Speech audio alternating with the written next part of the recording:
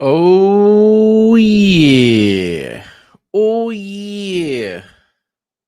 What's crack-a-lacking? It's your boy Broshmo. Just in case you did not know. So we're back. Back for a huge, massive college football week one. We did come from week 0. Kansas State, Iowa State was hella fun. Today we got Texas, Ohio State. Huge games this weekend, by the way. Like legitimate games that'll be considered as tiebreakers when we get to the college football playoff. I mean, Notre Dame, Miami, maybe LSU, Clemson. It's a great day of the foosball. So let me know what you think in the comment section. Of course, we got Nintendo Mike up in here. Guess I'm going with, as of today, I don't like Ohio State. So I guess you're going with Texas then, Nintendo Mike. How you doing, by the way? Lance McKenzie. What up? What up, brother? I feel like I probably should want to talk about some of my bets for today. Probably sounds like a good option, right? So let me just pull that sucker up. I mean, to be fair, I probably remember most of them. I had a few late ones that I liked. Let's see, we got I ain't touching Ohio State, Texas. I knew I wasn't touching that game with the 10-foot pole. It's basically an even split, right? You could have gone one of two ways on it, and people would have been okay with it. So literal even split. I'm not touching it. You could give the edge to Ohio State, but even then, I mean, they went from 2.5 to 1.5. Were they at some point? I don't think that at some point they were 3.5-point favorite. But the under has been bet down. The over and under, they were at 47.5, and it's been bet down to 45.5. So people think with these full-time starting quarterbacks that perhaps, that maybe, that quite possibly, that there might be a low-scoring affair. Anywho, some other bets. I took Marshall 38.5 plus 38.5 against Georgia. Kirby Smart is 0-12 when he is a 38-point favorite. Now, this might be the day that ends. Keep in mind, this is a Marshall team. Replaced their whole coaching staff and their team. A lot of the team followed the coach to Southern Miss. So, if anything, this is if the streak was to end, it'd probably be today. But I'm gonna bet with the streak.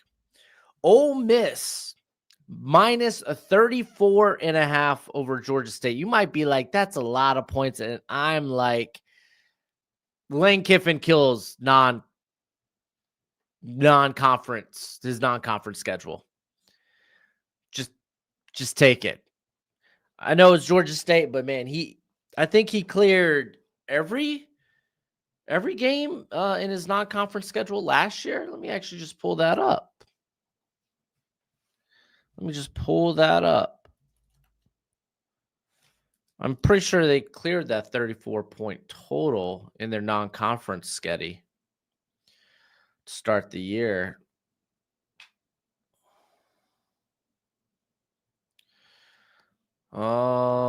Yeah, they opened the year with a 76-point win against Furman, a 49-point win over Middle Tennessee, a 34-point win over Wake Forest, but that's a Power 4 school, and then a 39-point win over Georgia Southern.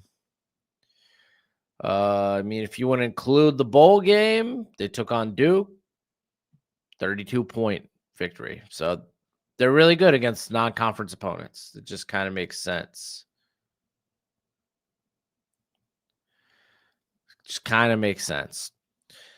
Let's see what else we got. Utah. I bet them up -6.5. I think they're going to cream UCLA. Just makes sense to me.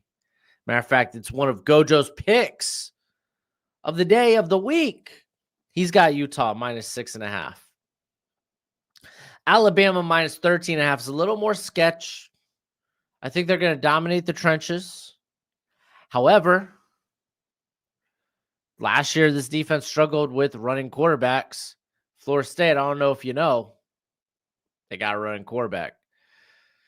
On top of that, you got Tim Keenan, I think, missing this game. Jam Miller's out. We know that for sure.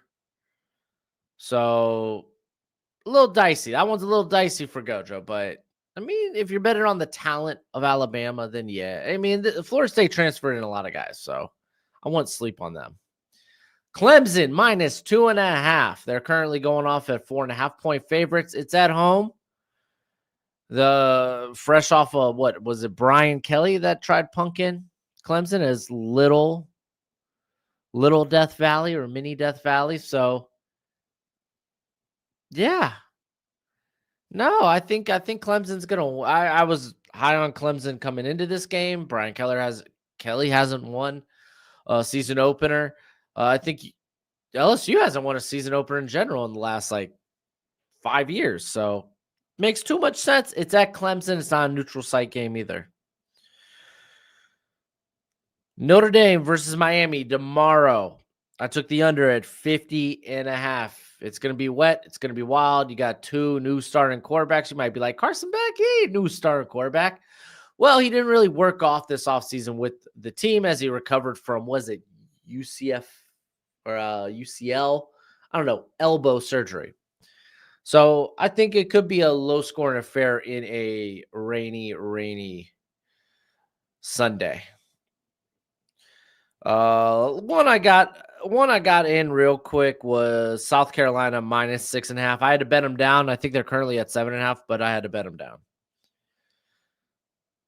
So they got the send off here for Lee Corso coming up. Let me get back to the chat. Lance says Ohio State, my friend, was doing insane receiver Julian Sane in high school, so I know him. Oh, that's sick. That's wild, dude.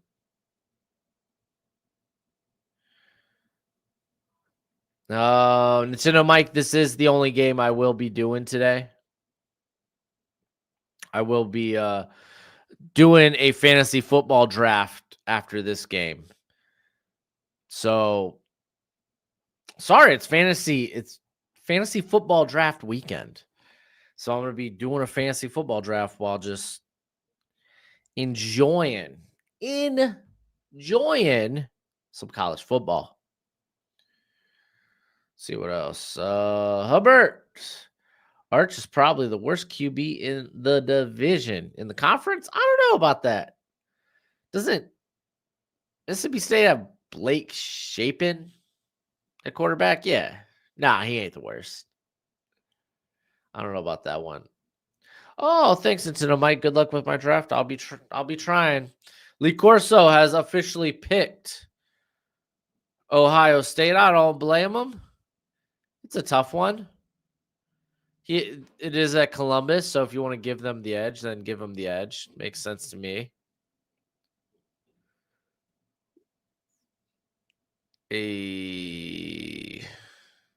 That'd be wild if he rips that Ohio State Buckeye. I don't know, what do you call it? A helmet? A mask? If he rips that off, put on a Longhorn mask, that'd be nuts.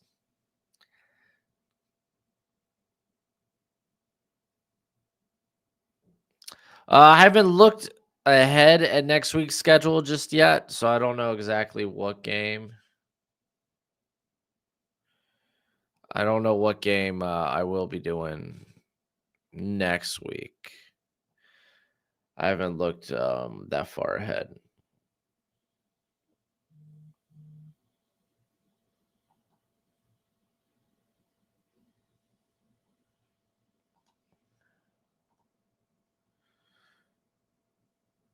But I do on YouTube, I do have the poll up. Who do you got, Ohio State or Texas? Sorry, news just came in. Hunter Renfro added to the Carolina roster. Jalen Coker is going to miss the first 4 weeks on IR with a quad injury. That's kind of wild. He was a guy that I was kind of circling in some of my drafts to get late. So very interesting there. Very interesting.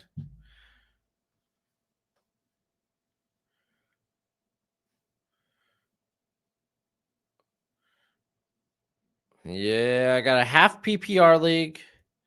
And then my big money league, full PPR, unbridled sex appeal redraft league. I have that tomorrow.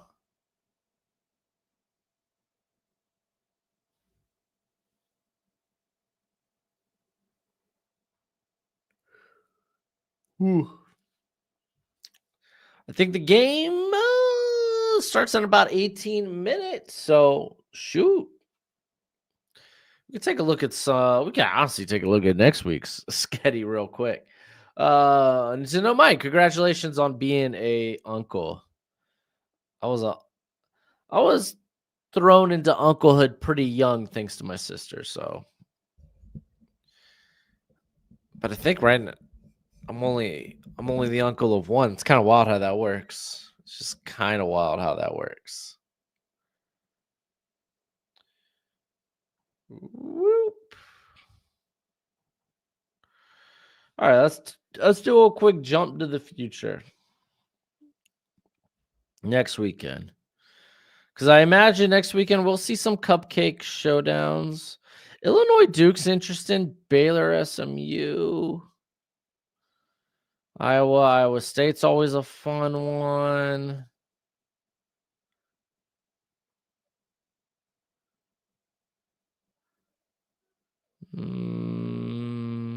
I guess the 4:30 game, absolutely. Michigan, Oklahoma. That's the most definite one. I mean, if we do one early, it's Duke, Illinois, but we're definitely doing Michigan, Oklahoma. Let's jump this sucker back.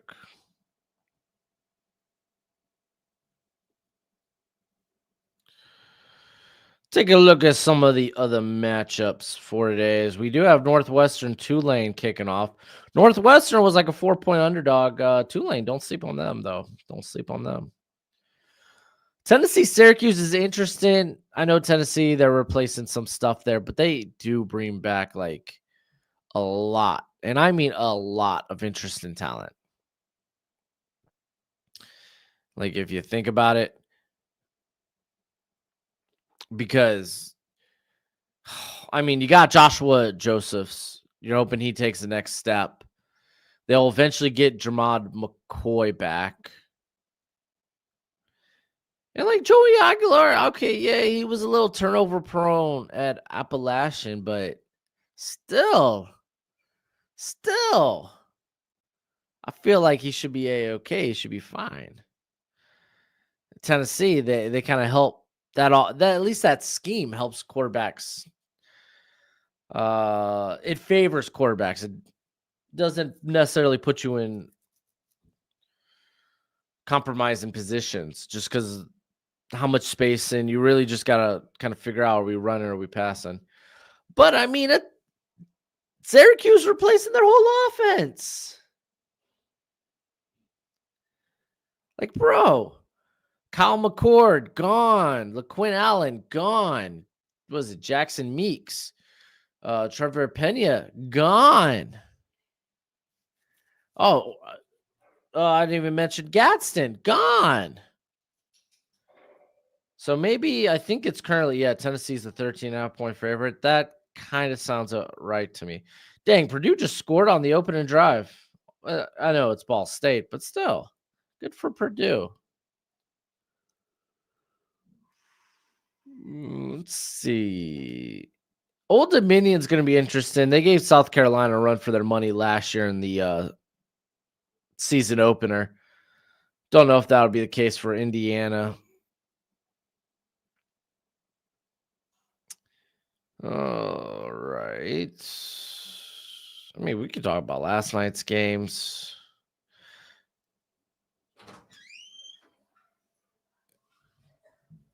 Hey. Hey, thank you. Thank you so much.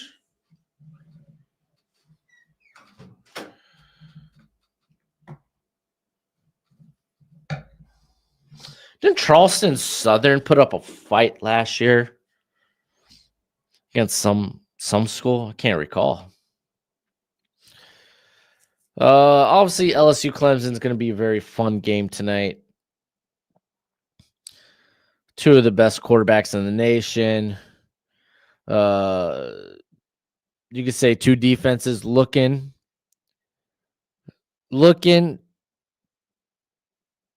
for massive improvements. More so the run game with Clemson. They bring in Tom Allen. And then LSU more so, I would say, the passing game or the coverage game, I should say. Pass coverage, if you will. They bring in like a Mansour, Delane, AJ.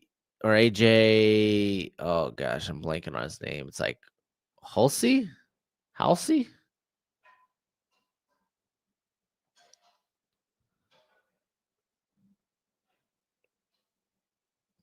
Where's it at? Halsey. Okay, yeah, that's what I got. So, hey, I don't know. It's gonna be interesting. I think it's gonna be a close game. It's gonna just be interesting to see how far these teams come. I think ultimately LSU, they struggled to run the football last year. They lost 4 offensive linemen from that team last year. Clemson, seemingly you think their offensive line will be better, or defensive line will be better when it comes to the run. I just don't think LSU is that challenging of a team when it comes to their run game as it stands right now.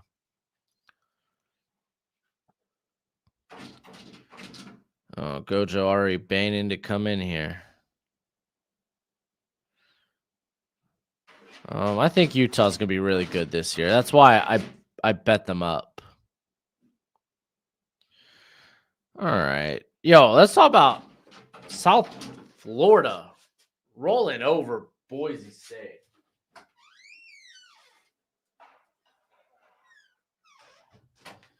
Is it Florida that has South Florida next week? I know Florida's on the schedule for South Florida. Don't look now, man. That's a tough team. That's a tough team. Yeah, it'll be next week. Watch out. South Florida's looking for upsets. They've already tasted knocking out a ranked team once before. They're looking for it again. Dude, Gojo, you just asked to come in here. You can't just ask to come out immediately. You gotta make up your mind, bro.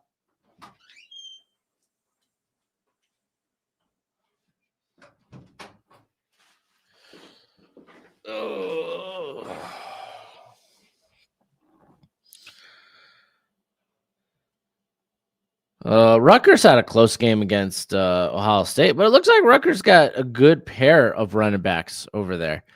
I only had CJ Campbell, who was previously on my watch list, but I believe the other guy who played there last year for him, remember Campbell, I think is a transfer.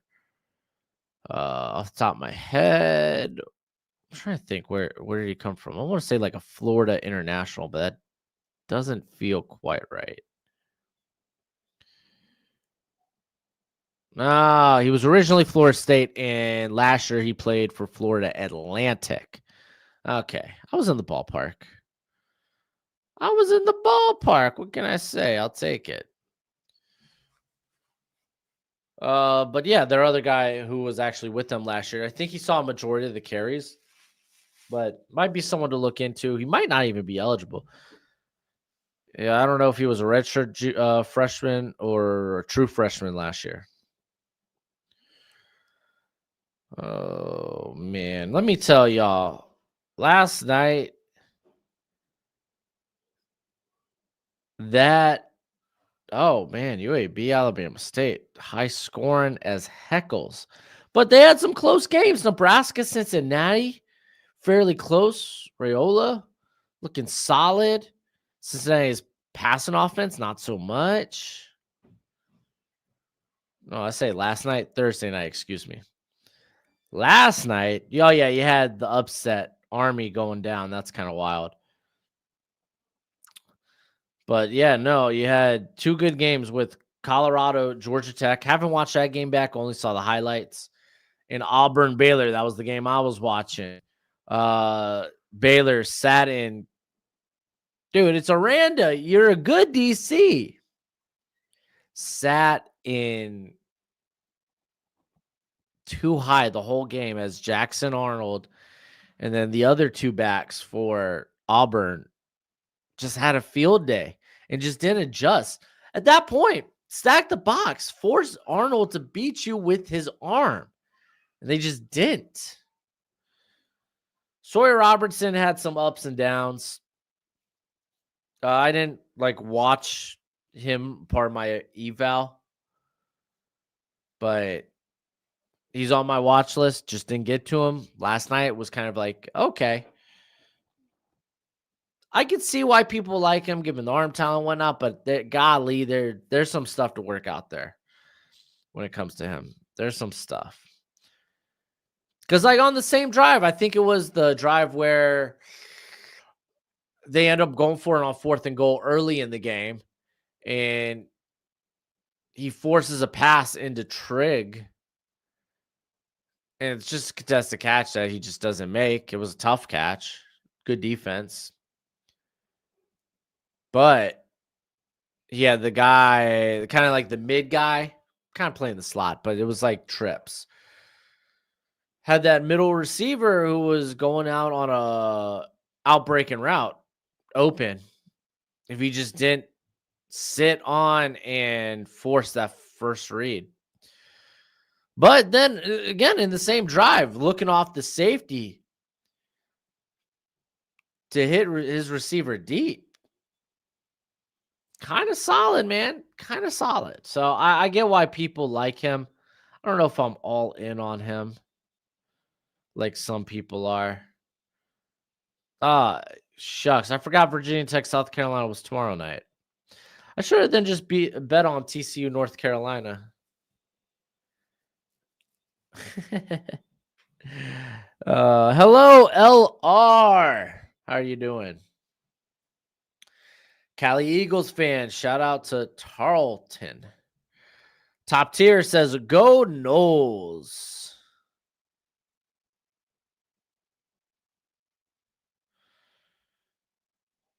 All right, Ryan Day talking up a storm. I think we're about 5 minutes from kickoff.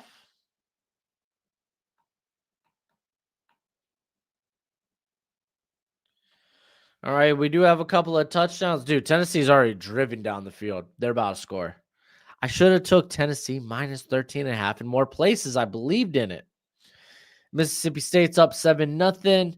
Remember that Southern Miss team? They got a lot of Michigan players on it. Purdue's up 7-0. Tulane is up 7-0. Oh yeah, I forgot. Retzlaff is there. I forgot about that sucker. Pittsburgh, they're up 7-0. Should be a big warm-up game for them. Oh, they got the kickoff. Well, hold on. We're starting this game right here, right now. What is it? Luther Vandross? Here and now. We're starting this sucker. Gotta watch out for these ads. So.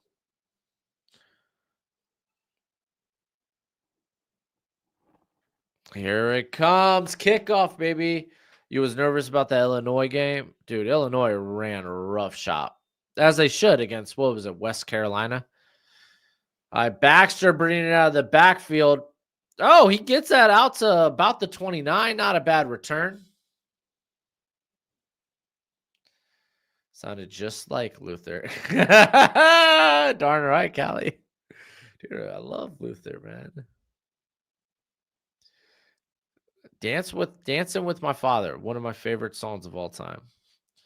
All right, here comes Arch Manning after I guess what would you say, like a 20, 25, 28 yard return by CJ Baxter.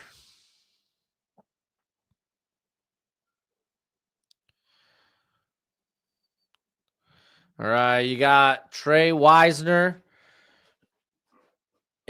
right behind Manning. Looks like he will be in pistol.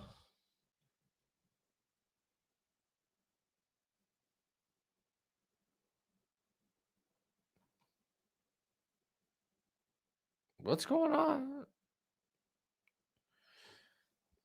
No, I guess the refs have currently stopped the game.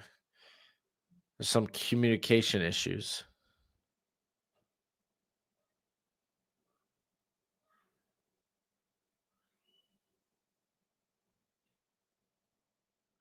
Oh, they moved it back to the 25. Okay. And Manning rolling out, misses. Had his guy wide open. Maybe a little nerves, little angst.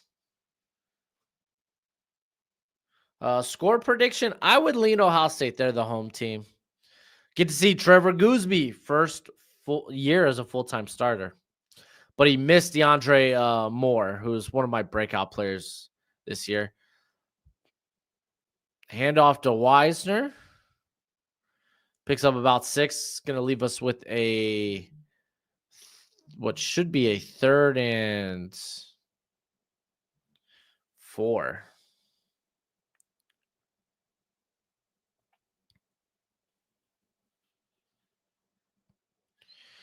All right, here we go. 3rd and 4. They're only bringing in 4. Dumps it to, I think that's Andrews, but they're short. It's going to be inches.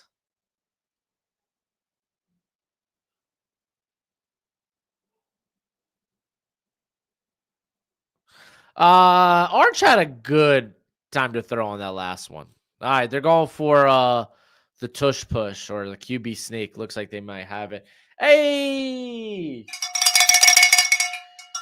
Joey the Jet. Do you think Nussmeier be a good fit for the New York Jets? Let's see what their offense looks like. I mean, you gotta imagine, right? That offense is gonna look like a Ben Johnson offense. But I first want to kind of see how it looks. I imagine it's gonna be similar. So Nussmeier, a guy who can operate the system, good instincts. All right, they end up giving it to him. Is this Baxter?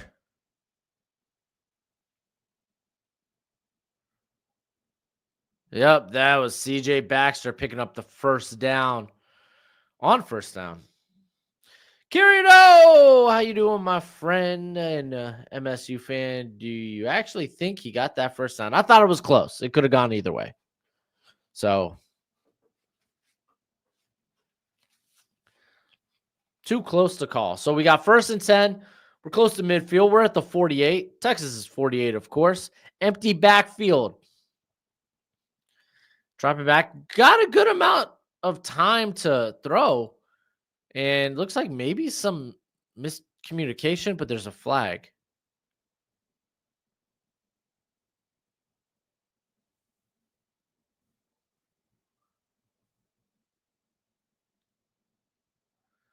Oh, they call a false start. That's what it is. Should go live for some big NFL games. Nah, I'm good. I'm good. Unfortunately, those streams don't really do too much for me. So that's what it is. Is Arch more like Peyton or Eli? We'll find out, man. I think he's got a better arm than potentially Eli. Baxter hand off to Baxter, picks up about a yard. We're gonna have 2nd and 14.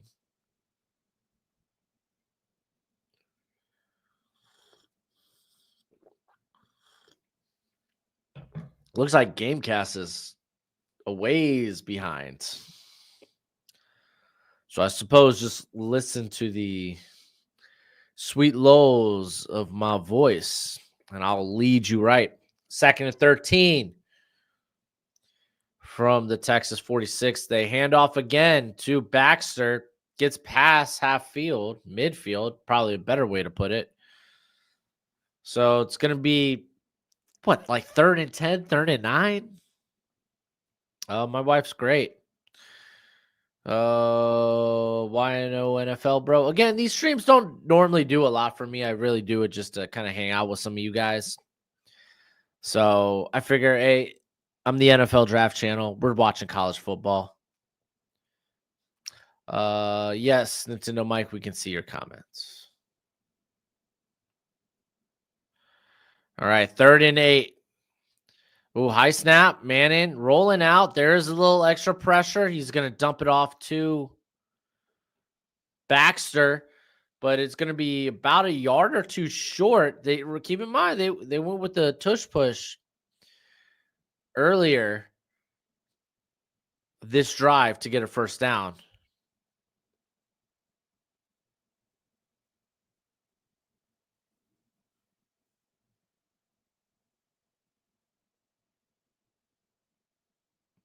It said you got blocked. I don't see that.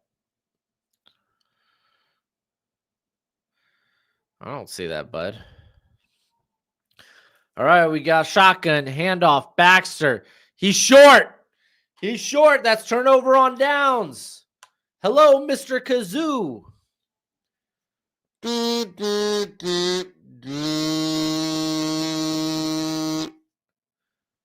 Oh, woof, woof, woof. Was that Kenyatta Jackson? No, who came in? Oh, that was Reese. There we go. Good tackle. We got a turnover on downs, but okay, yeah, it's promising field position. But still, it's not like Ohio State's going to be starting on their opponent's side of the field. So it could be worse. It could be worse. Is it safe to say that Jeremiah Smith is the best player in college football, therefore the Heisman favorite? I think quarterback's still a Heisman. It's hard to win if you're a wide receiver. It's hard to win the Heisman trophy compared to a quarterback. It's kind of like the MVP trophy in the NFL. But no, he certainly could be in the discussion for that, most definitely.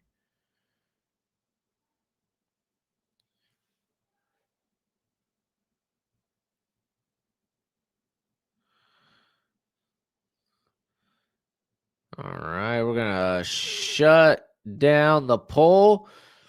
75% of y'all went with the Texas Longhorns beating the Ohio State Buckeyes. Very interesting, very fascinating. Let's do a quick scoop, bud. Take a look at what we're working with. Hit the refresh. Tennessee only got a field goal out of that drive. Very disappointed, but they're up 3-0 on Syracuse.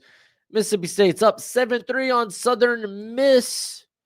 Purdue up 14-0 on Ball State. Maryland, Florida Atlantic are tied. Tulane, Pittsburgh. They're up 7 on their adversaries. So not to have a bad Navy. They're up 7-0 on Virginia Military Institute.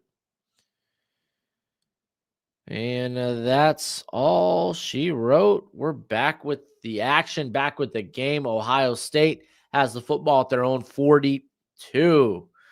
Who's your favorite? Who's your Heisman pick? I probably would lean with a quarterback. Whether that guy ends up being a Drew Aller, a Garrett Nussmeier, a Cade Klubnik. I think Klubnik and maybe like Sellers is going to be interesting. See what he can do with both his feet and his arm. I like the expanded playoff, but I feel like it takes away the meaning of the big games like this a bit. Oh, I disagree. These games, these head-to-heads against other playoff non-conference talent are going to be the games that people will look at and decide, "Oh yeah, you know what? They may have lost this game, but they played this team exceptionally well earlier in the year." It could make a case for, hey, this 9-3 team, they've lost to some good teams. I think they're better than this 10-2 team. Could be a strength schedule thing. So that is going to be something to watch out for. Like I don't think it takes away the big time meaning of the game.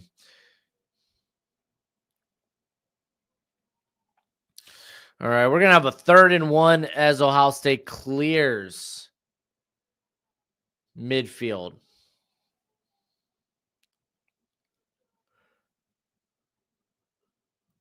How do you think Beck will do for the Canes? I think it'll be solid. It's not gonna be Cam Ward, but it is what it is. Yes, I watched Nebraska Cincinnati on Thursday. I feel like I watched another one, but I can't remember.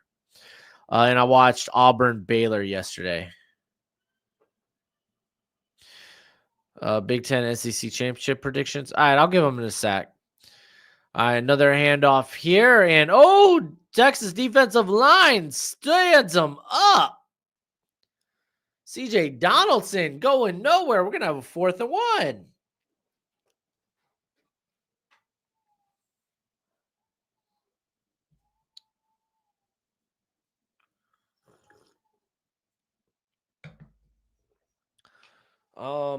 SEC championship prediction. I'm going with the rematch, Georgia, Texas. And I would lean Texas wins the SEC. And then Big Ten, probably. Oh, play fake handoff going through the air. Oh no. I think Claire drops it and almost runs into a bench. But it was close to the sideline. That was kind of tough. I would say Penn State, Ohio State, right? That's what it's got to be. And I would lean Penn State. Oh, man, that's a tough drop. That was actually well placed. That's a tough drop. So I would say I think Ohio State's going to be Penn State during the season.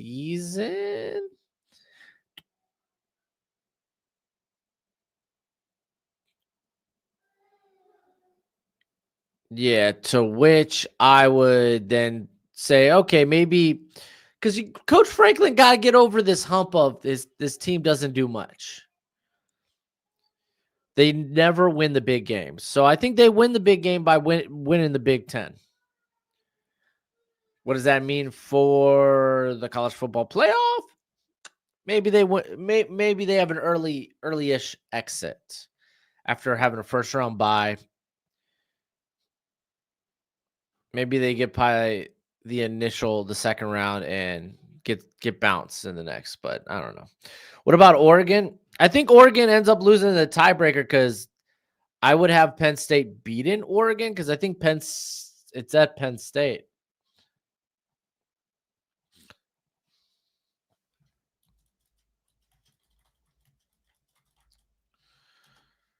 Yeah, don't mind me. I'm just trying to remember the whole freaking sketty here. Yeah, Oregon has to go to Penn State. So I do have Oregon only having one loss, but it's to Penn State, which means you lose out on the tiebreaker. Is the format bad? No, I think the format's much better than it was last year now that they aren't going to just give conference champions automatic buys.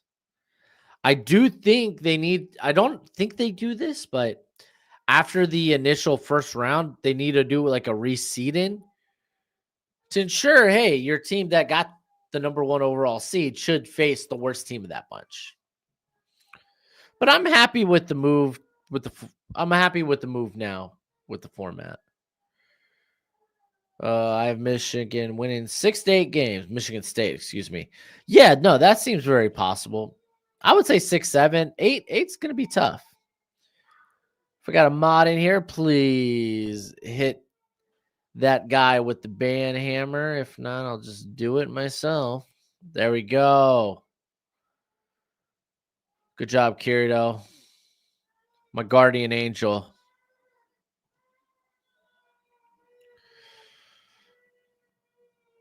Yeah, I mean, hey, there's only so much you can do with spam. Here, let me try to catch up to some of you guys' chat. I told you guys Arch is the worst QB in the division. Literally the worst drive I've ever seen. Fun fact, Hubert, what Arch looks like at the beginning of the year probably won't be what he is at the end of the year.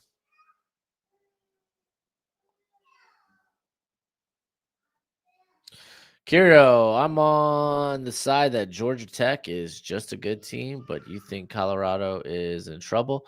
I don't think Colorado's in trouble now, but I think they need to be okay with potential maybe 6 to 7 win season. I think that's fair, right? And I think considering what they lost, it makes sense. They should be okay with that. All right, we got a 2nd and 6. Another handoff, this time to, I believe, that's Wisner. No gain, 3rd and 6. Man, you got great field position. You're Texas, right? You got great field position. It's 3rd and 6. Arch, go make something happen, bro. You're at the Ohio State 47. Go make something happen.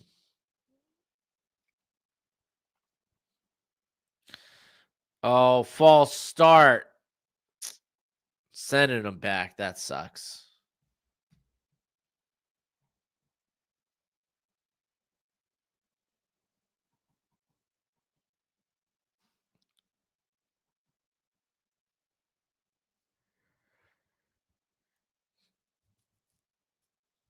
Well, they're glazing Brandon Baker, the right tackle.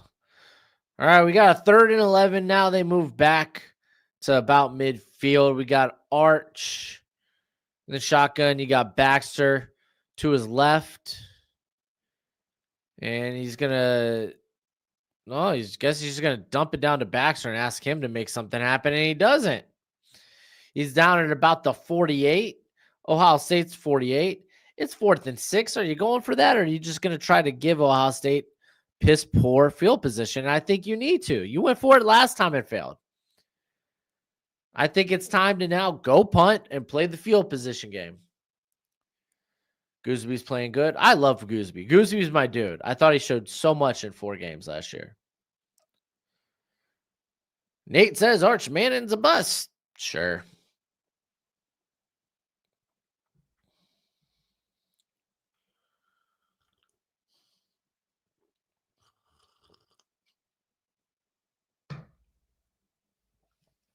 All right. So they're going to begin at the 7. At their own 7.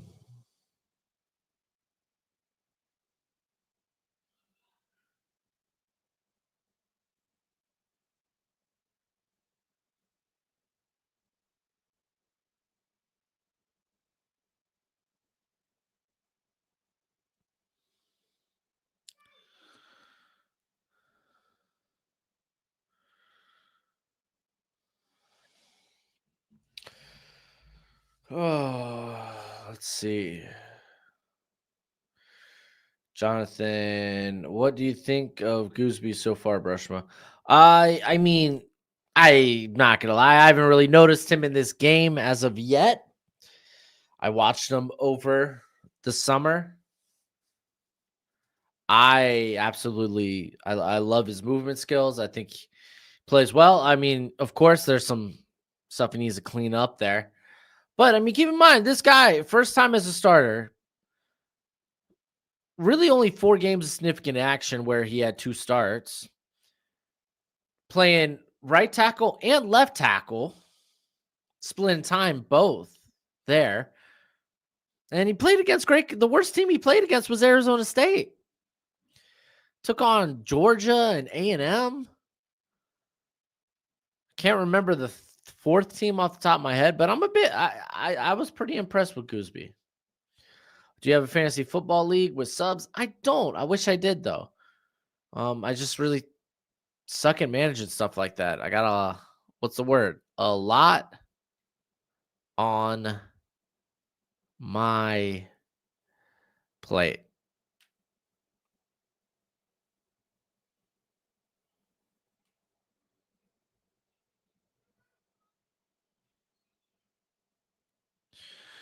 All right, what else we got? Kirito Arch definitely will improve, but think it was a stretch to have him as the Heisman favorite when he has barely touched the field in college football.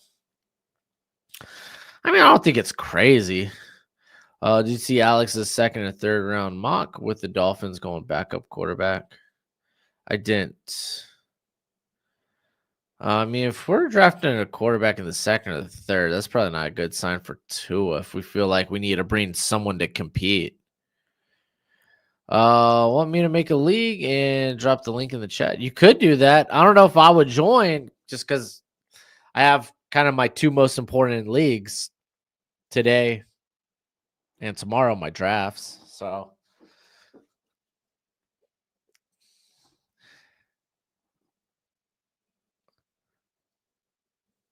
let's look at that Gooseby. What was that fourth game?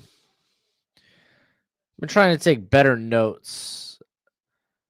Just having my evals be a little bit nicer. Oh, Clemson. So TJ Parker would have to line up against Peter Woods at some point because that's just what stinking Clemson did last year.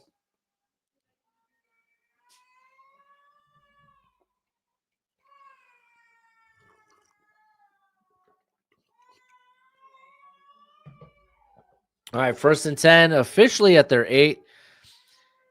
Hand it off, and this is James Peoples with the run. 1 yard gain. CJ McDonald, if you're unaware, or CJ Donaldson, excuse me, is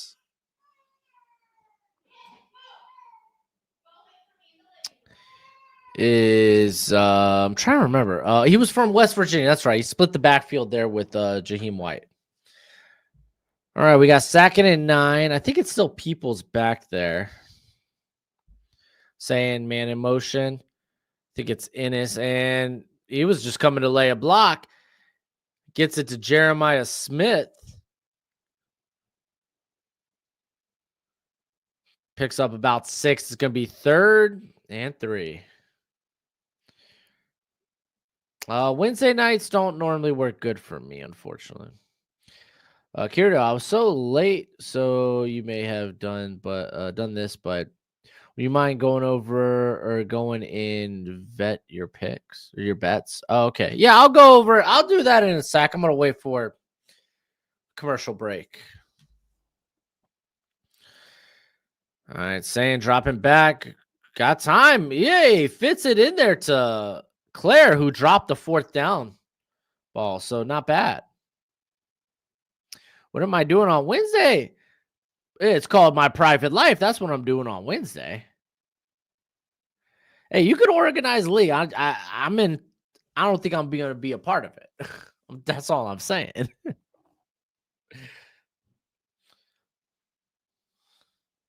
don't know. I already got too many leagues that I'm in. 3 redraft, 4 dynasty, 2 guillotine. Saying gets it back out to Smith. Smith drops it. Kind of looking where he's gonna go before he actually secures the football there.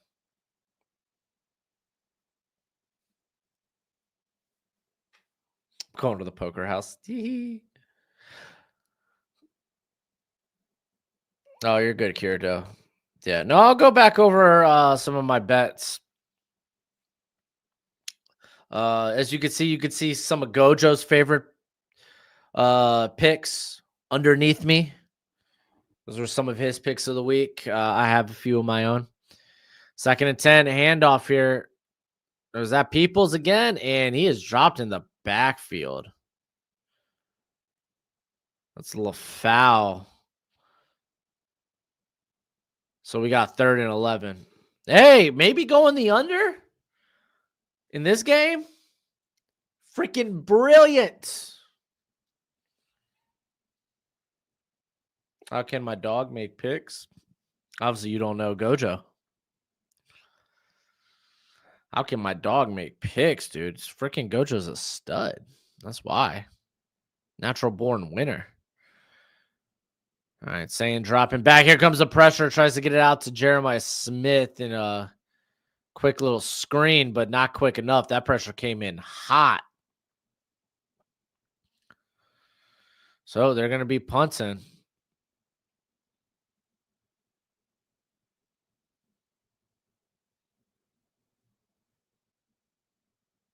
Golly.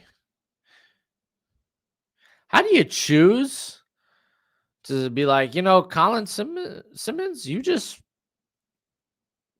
have a free go at our quarterback? Oh, awkward little snap, but they get the punt off. He's going to let it bounce. It's going to take a good bounce. About at the 25-yard line. So that's where Texas will start.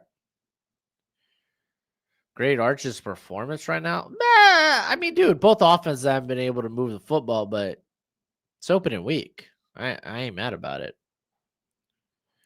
Hey, Philadelphia. Thank you, brother. New score predictions. 0-3. Ohio State. What up, Izzy? How are you doing? All right. So some of my bets this week. Tennessee now up 10-0. I was talking a little bit about liking Tennessee minus 13.5. Ultimately, I didn't have the cojones to go through with it.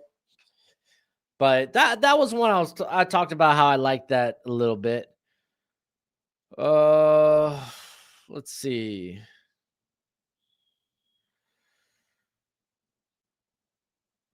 I like Marshall minus or plus 38.5. Kirby Smart is 0-12. Win a 38 or more point favorite. Gojo was a bit bullish on this, but I get it. Alabama minus 13.5, but like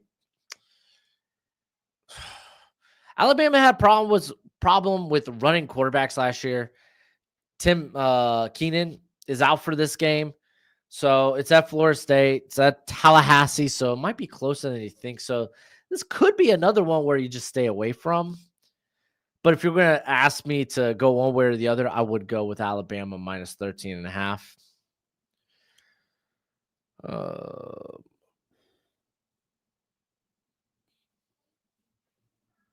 I know I have Ole Miss minus 34.5 somewhere here against Georgia State. Lane Kiffin just beats the absolute tots off of his non-conference schedule. I took Clemson. I bet them down, though. I went minus 2.5. It's at home. I think they might be the more complete team. They're a favorite to, I think, win the Natty. So I went with them. Brian Kelly, winless at LSU in season openers. I think LSU is 0-5 in their last 5 season openers. Anyway, there's the Ole Miss. Oh, dang, dude. I'm glad I got it at 34.5. That thing's dropped to. Maybe I should have bet it up. No, it's fine. But yeah, no, I guess people were taking Georgia State plus 34.5. I would never. I would be too much of a coward. That's Lane Kiffin. He loves running up scores. I love Utah this year. I think they're a significantly better team than UCLA, unfortunately. I think UCLA is going to be kind of the bottom of the Big Ten, while Utah will be competing for the top of the Big 12. I bet it up to minus 6.5. I do have the under in the Miami Notre Dame game. Just not great weather, so Just going to bet on that. Oh, Arch, man, missing high. He's got a lot of misses thus far. I say a lot. He only had the bootleg miss and then that one high. I also, for the other Sunday game, I took South Carolina -6.5. So there you go, man. There was a good load of just a good rundown of some of my favorite bets this week. I feel like I did a good job. Okay. Texas staying on the ground. It's 3rd and 8. What the hell are we doing? Neither offense wants to move the football. Is Raiola a good prospect? I've only kind of seen him. I haven't watched him for an eval because he's not eligible. But man, it looks like he's got a live arm. I don't know if he's going to be in the running of the top quarterbacks in 2027, but it looks like he could be a really nice prospect. But again, haven't sat down and gave him a true eval. So I couldn't really give you a projection on him. All right, man is stepping up, and he is sacked. And that's Reese.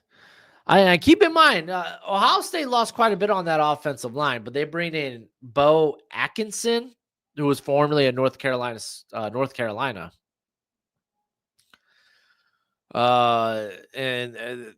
There's, again, Kenyatta Jackson. I know that there's some guys that they like on that interior after losing a couple of guys last year.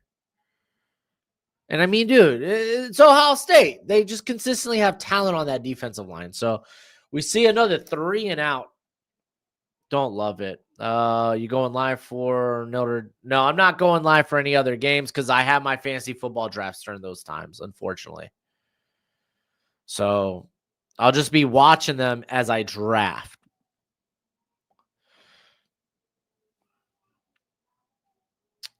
Arvell Reese has my attention. He's been all over the field. Thoughts on MSU this year? Record prediction. I did a record prediction for them earlier. Let's just go take a quick gander. Quick gander at their schedule. But I think I had them at like a 6-6, 7-5. That was probably the range.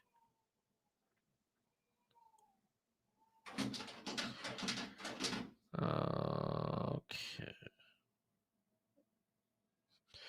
All right, hand off to Peoples and picks up only about 3. I'll be with you in a sec, Coach.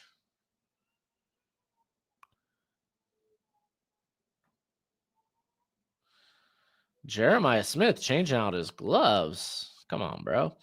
So Boston College could be a toss-up, but you get them at home. That should be a win. Youngstown State should be a win. USC, Nebraska. I don't know about either of those. UCLA should be a win. Indiana, Michigan. I got doubts. Penn State, I have doubts. Iowa, I have doubts. I think Iowa's going to be good. They finally have a quarterback.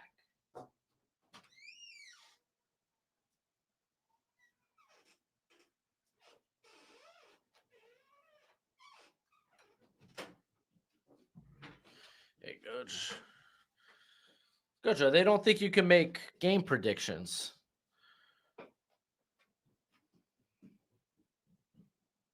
All right, we got a 1st and 10 after the first.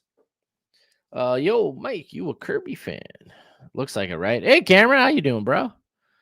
Hand off to Donaldson. Picks up about 5. It's going to be 2nd and 5. Eagles need to trade up and get aggressive for a first-round quality tackle. Could be. What did you think of Auburn last night? Jackson Arnold's rushing ability is electric. Yeah, he didn't even have to pass. That was the thing, man. He saw, dude, they keep dropping back. They keep dropping back into this too high. And just like, they just leave the middle of the field open. I believe, wasn't Jackie Marshall The Baylor interior player, the guy that wreaks havoc, he got hurt early in the game. So, like, yeah, he was a lot. It was easy. It was easy pickings for the run game in general. The two backs for Auburn went off too. But Aranda not stacking the box and saying, you know what, screw it, beat us with your arm rather than just dying a slow death by his legs. I don't love that, man. Keep up the exercise grind. Well, thank you, dude.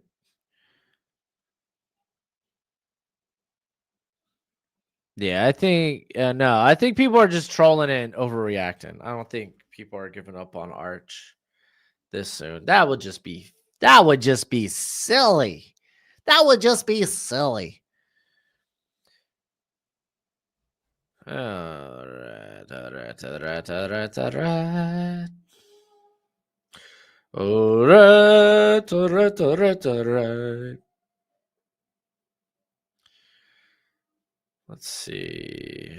Sonny Styles is more established prospect but here we go. Dane Brugler talking about Arvell Reese. Has a ton of buzz with NFL scouts as the next dude from Ohio State defense. Looked that way so far in the first quarter. Okay, let's look up the eligibility for Arvell Reese. Might be throwing him up on the whatchamacallit, the watch list, or maybe he's a guy for 2027 because he is only a true sophomore. Wait, no, he should be a red shirt, right? No, he's a freshman in 2023. No. Yeah, no, he should be eligible.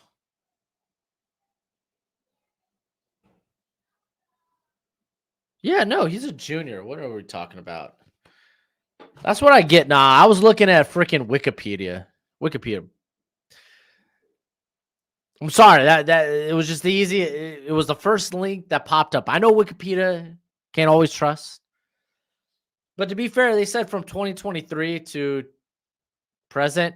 So I was like, oh, is there a red shirt? They're just not including there. Is there an injury waiver? Because I know he had he had the concussion his freshman season. But yeah, okay, he's a junior. He's getting added to the list. As Y2J says, you just made the list. He once said a long time ago. Baxton can't break a tackle. Needs some Wisner, probably, potentially. Why isn't Sark using Arch's legs at all? They had him on multiple bootlegs already. They're just playing it well, and he then misses the throw.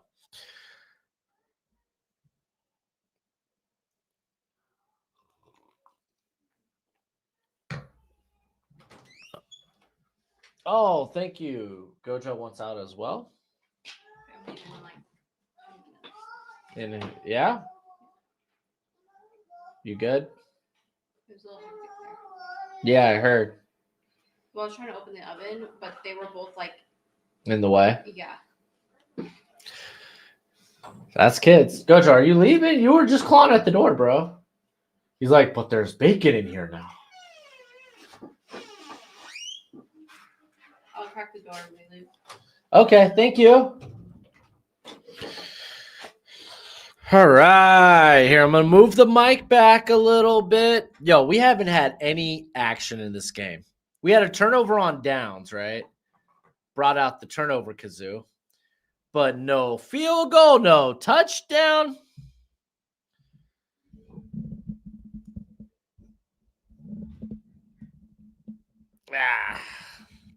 All right.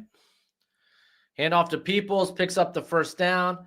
I'm going to go in on some of these BLTs, so don't mind me.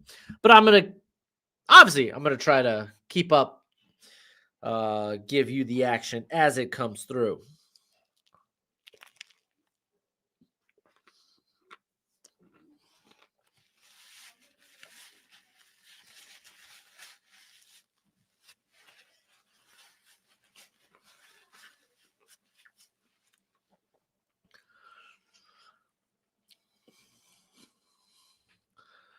All right, 1st and 10. Dumping it off to, was that Claire? No, it's the other tight end, Christensen. Sengi.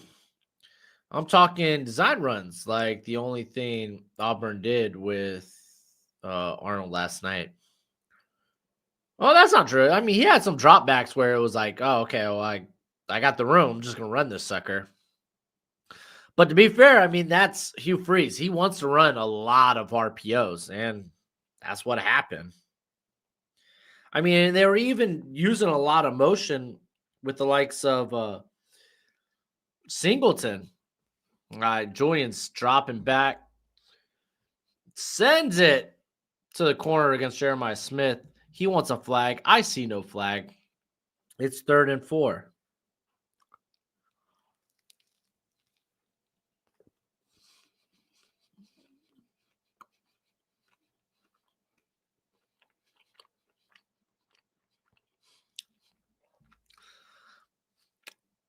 I don't know. I felt like that was good defense.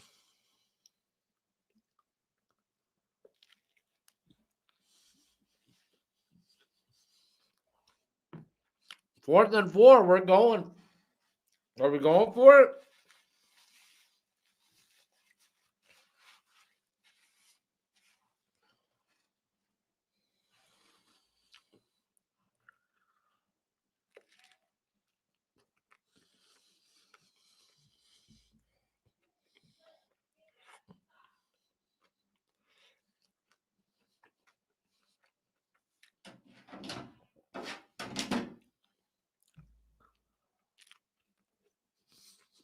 Uh-oh. Flag on the field. Defensive face mask.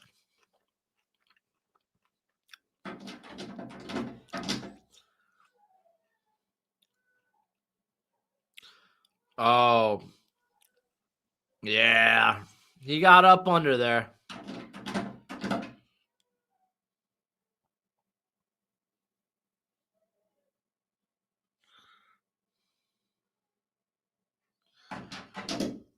All right. That was Colin Simmons, too. Kind of put the hands under the face mask and kind of looks like he probably gripped it and ripped it. So now it's a first and 10 at the Texas 29. They hand off to Donaldson. They're lucky he's just a thick, big boy. Pause. Picks up about a yard. Probably should have lost a yard.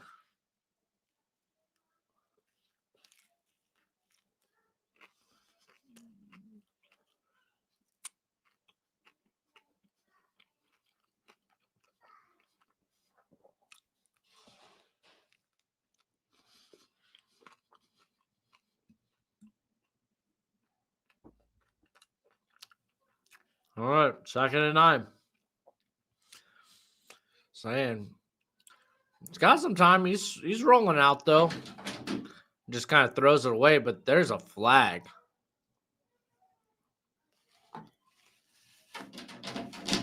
Uh-oh.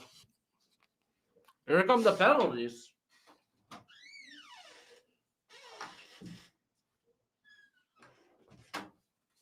Holding on the defense. And they're calling that on Malik Mustafa.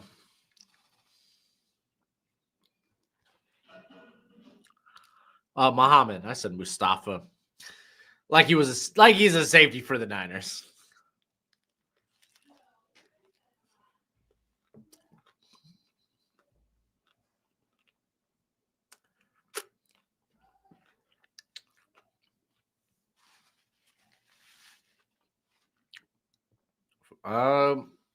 Timeout.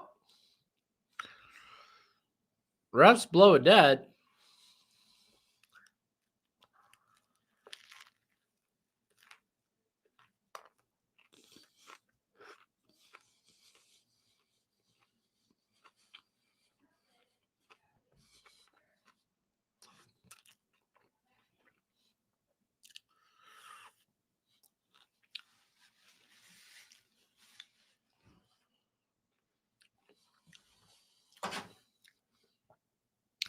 Okay, they're at the 18. The ref said something different, but yeah. Anywho, 1st and 10. It's in the red zone. See if Texas can make a stop, or are we going to see the first points of the game?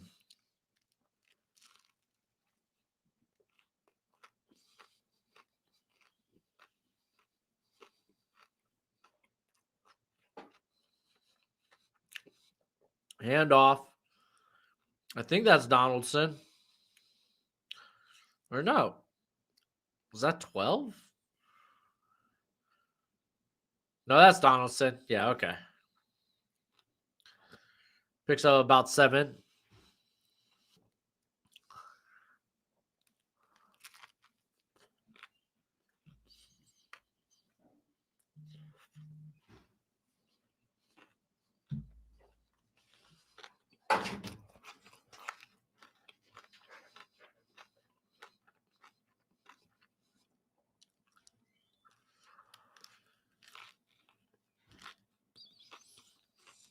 All right, 2nd and 3.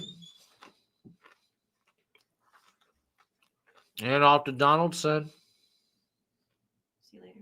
Bye-bye. Love you. Take care. Down to the Texas 6. First extra bacon in the microwave if you want it. Okay, thank you.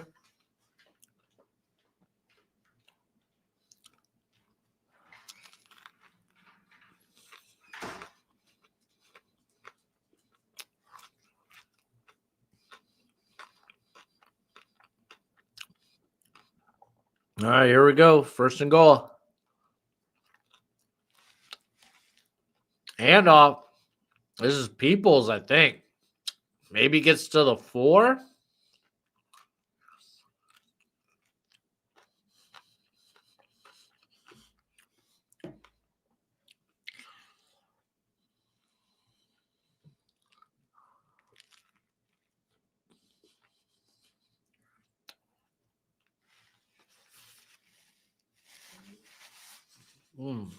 Are the Cowboys tanking? No, they're not tanking.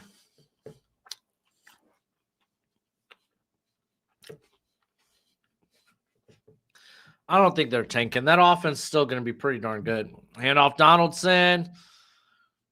He might be down at the 3. So going to set up a very interesting 3rd and goal.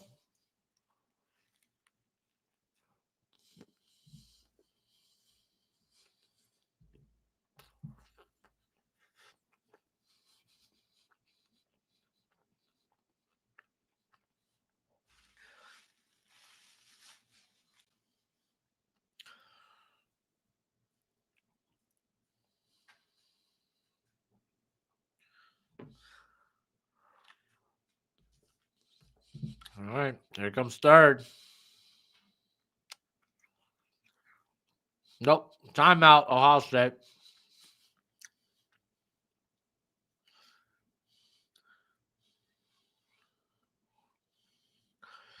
Yeah, Garrido, they've been trying to give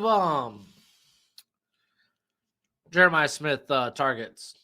He dropping. He had to switch his gloves. Tennessee's up 17-0.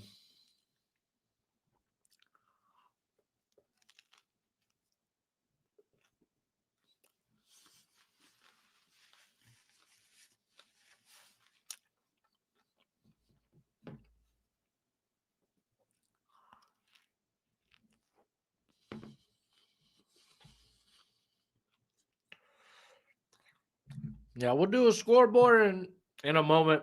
I'm just trying to finish eating.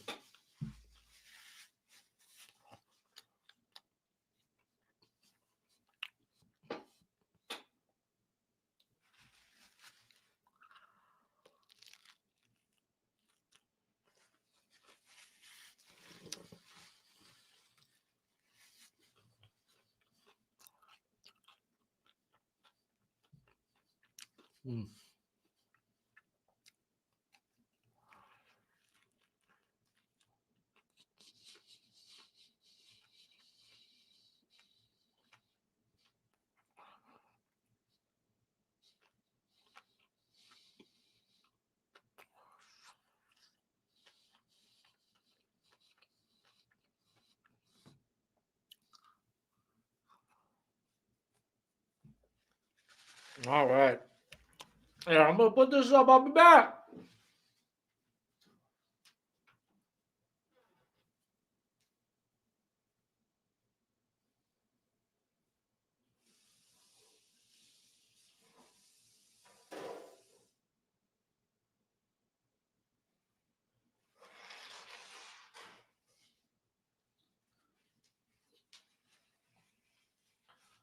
Oh, buddy. It's time for a scuba. Sorry. Should have screamed out loud. That's on me. That's on me. That's on me. As previously mentioned. Oh, Syracuse. They just scored a touchdown. Now they're only down 10. Southern Miss, Mississippi State tied up at 10. Maryland's up 12-7 on Florida Atlantic. Purdue's up 21-0. Tulane is up 10-3 on Northwestern. Got a couple of blowouts here and there and everywhere. Oh, Toledo, Kentucky was one a lot of people bet. Taking Toledo to cover. I was scared. All right, here comes 3rd and goal. Hand off to Donaldson. Golly, dude. This is what I mean. I was watching Donaldson's tape last year at West Virginia. He's got the ability to be strong, but he gets stood up so much. Because I think he was at like 235, 240 last year.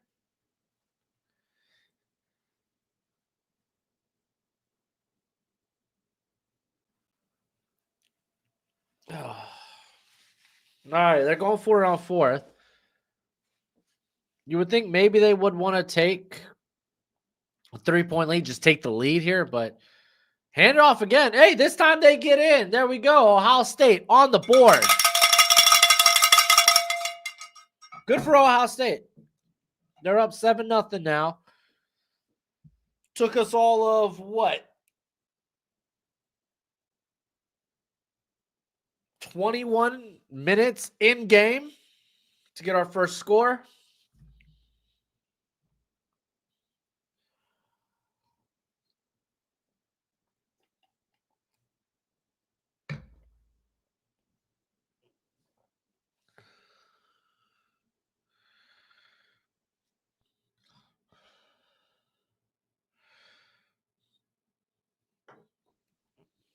Man, that 2023 quarterback recruiting class looks rough.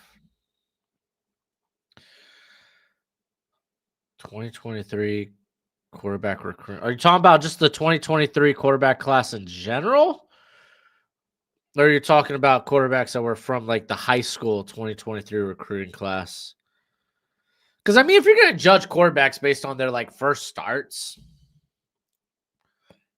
let's calm down. Cade Klubnik was, in my opinion, either mediocre to terrible for the first 2 years of his career. And now we're talking about him as a first rounder. So just saying.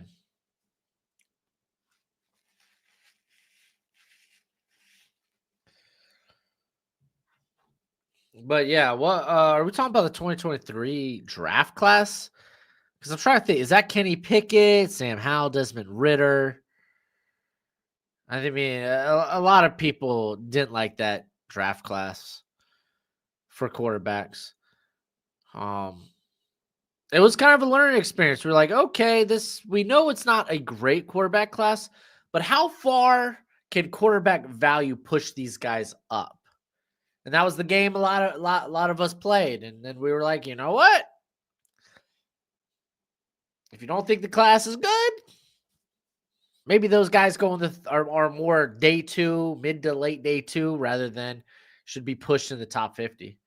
The whole class, I meant the class with Nico, Arnold, Moore, Manning, and Nelson. Oh, yeah, Nelson. Where's he at? Not Houston. That's Wegman.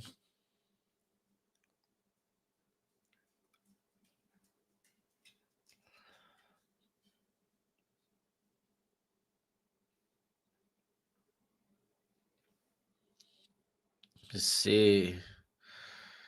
But Nico, he's got some tools. Let's see. I don't think it's going to go well for him at UCLA, though. And I don't think that's not going to, I don't think it's completely going to be on him, but we'll see. We'll see what that UCLA team looks like. Jackson Arnold, I would love to see him be more than a running quarterback. Dante Moore, we'll find out this year. Again, Manning, this is like his first time as a full-time starter, so.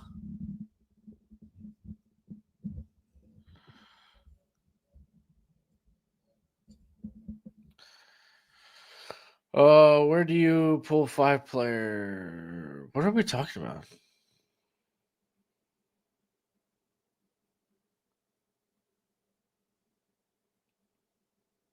Oh, Kirito, you and Mike are talking Chicago Bears. Ah.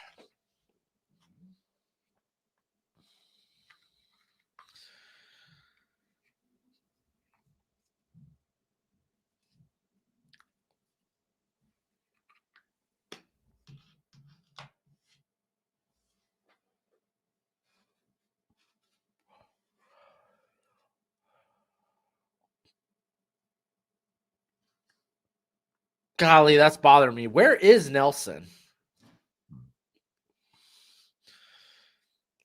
Boom, boom, boom, boom, boom. All right, touchback. Texas is going to take it out to their own 25.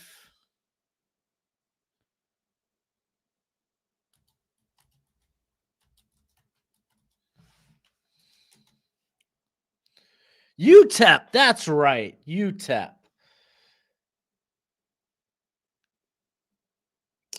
Former USC Trojan, highly touted prospect. Just kind of wild. Saul State have any other surprising left tackle prospects? If they do, oh, that's not true. I was gonna say if they do, then I'm not aware of them. It must be someone new, but they do have someone new. It's Ethan. Let me see if I got pronunciation for his last name. Ooh, good little run there by Arch Manning. Ethan Aniawa, formerly of Rice. A lot of people, they got some good expectations from him. I didn't love the tape at Rice. I thought he felt very raw. But yeah, I don't know. Maybe Pops Off has a good game here. Again, just kind of casually watching the game, enjoying the game. All right, first down for Texas there. That's Wisner. Broshmo, I feel like the 2026 class is pretty mid in skill position other than QB. What do you think? I don't disagree. I think wide receiver is going to be deep. It just might be, I don't know. I don't know if it's going to have like a top heavy. Again, we've been spoiled by top heavy classes every here and there, here and now. As of late, I would say since like 2020. Oh, was that a drop? That was a nice little dart.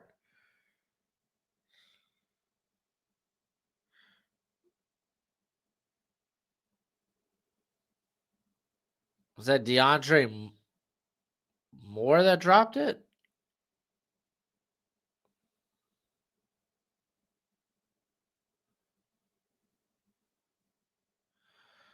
Well, you got trips up top. I don't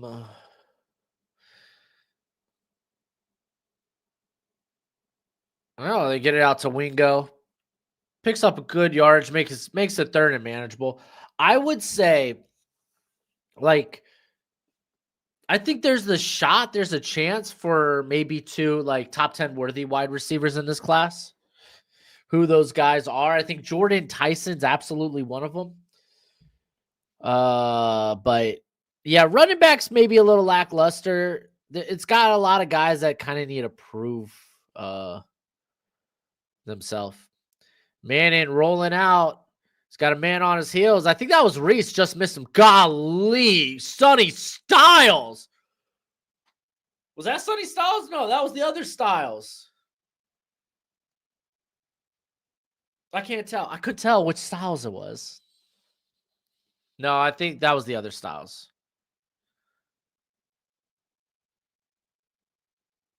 Okay, he picks up the first down, but that was a good effort there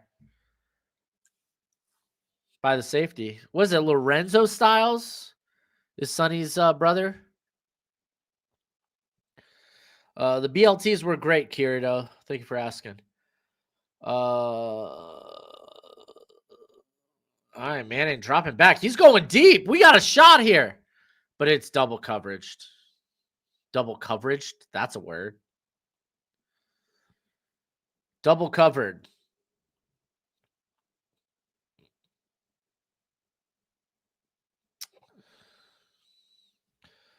You want to know about Elijah Surratt? He's a really good contested catch guy. Not great speed. Guys like that, I just don't see them as first round players. I think you have to be like an exceptionally really good contested catch guy, like Drake London, Michael Pittman. Though I don't think he went at first. I think he went at the top of the second. We're extremely good contested catch guys. Oh, Baxter trying to fight for yardage, but gets to the line of scrimmage. Let's see. But yeah, I think Surratt is like a good day two guy. Still think 3 teams having 2 firsts. This draft is going to be crazy. Yeah.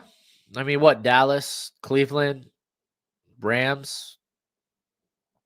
It's going to be nuts. Probably going to be more trades to be had. It's going to be, I think that just means there's going to be a ton of movement during the draft. Oh, Caleb Downs. Oh, he's watching the tight end. He was spying Manning.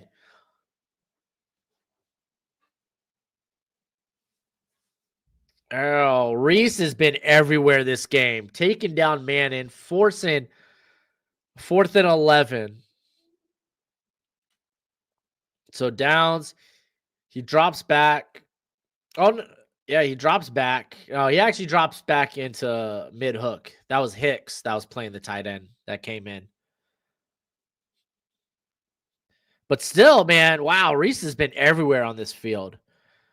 Oh, shucks, dude. I'm going to want to go and watch him. Oh, what a beautiful bounce for Texas. That's down at the 2. Ohio State's going to start at their own 2. That's nuts. I don't think it was down at the 1. It's going to be close. Let's split the difference, Kirito, 1.5. But we got a commercial break. You know what time it is. It's time for actually before we do a scoreboard, let me hit y'all with some of the best news you will probably get all day. We love the NFL draft, and now my draft guide is available for purchase. It comes with over 500 player backgrounds and close to 300 player evals. It updates throughout the whole draft cycle. So when I add a new eval or I change my rankings, you're going to be the first to know. It's going to have all the pro day and combine numbers along with analytics, and it's a Google spreadsheet for right now. So you have to include your email with the purchase, but we will be switching over to a website at the end of the year. And if you get it now, it's going to be cheaper now than it will be later. It's a great way to support the channel. And as always, much appreciated, much obliged. Yeah, buddy. That's right. I don't do my own ad reads. I just record them.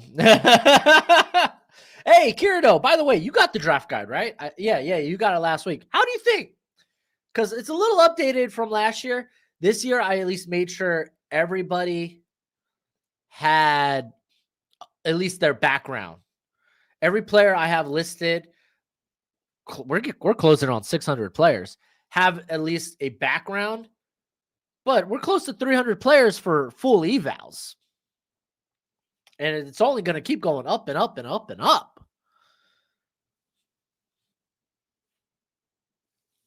So it's pretty good. Not bad, right? Not bad. I try, dude. I try. What rookies are you most excited to see in the NFL opening week? Well, Bill Krosky Merritt, as the fantasy footballers would say. I'm excited to see what the workload is between him and Austin Eckler, because he is a popular guy to get late in drafts. Late in drafts, probably around like rounds 8 or 10. I think Eckler's still typically going ahead of him, but it's going to be interesting to see the workload, especially for someone like me who I own him in 3 of my 4 dynasties. So I'm excited to see what the workload is. I'm excited to see what the target share will be for a guy like Torrey Horton over at Seattle, a guy that basically ran MVS out of Seattle. JJ McCarthy, I'm excited. He's basically a rookie. He's basically a rookie. Cam Ward's going to be fun to watch. I'm curious what the target share for the tight ends will be. So your Tyler Warren, not even the target share. What's the volume going to look like? Well, I mean, it's Daniel Jones. So they're going to pass the ball a bit more frequently. But Colson Loveland, because golly, there's so many mouths to feed in Chicago. As far as running backs, Genty's going to be fun to watch. But yeah, looking for the workloads, I think is going to be huge.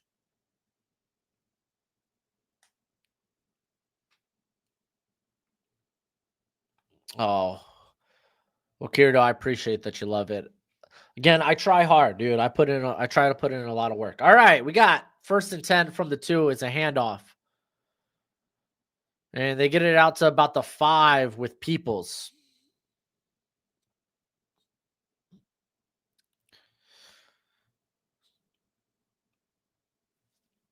I'm excited to see how Will Campbell does in his first outing.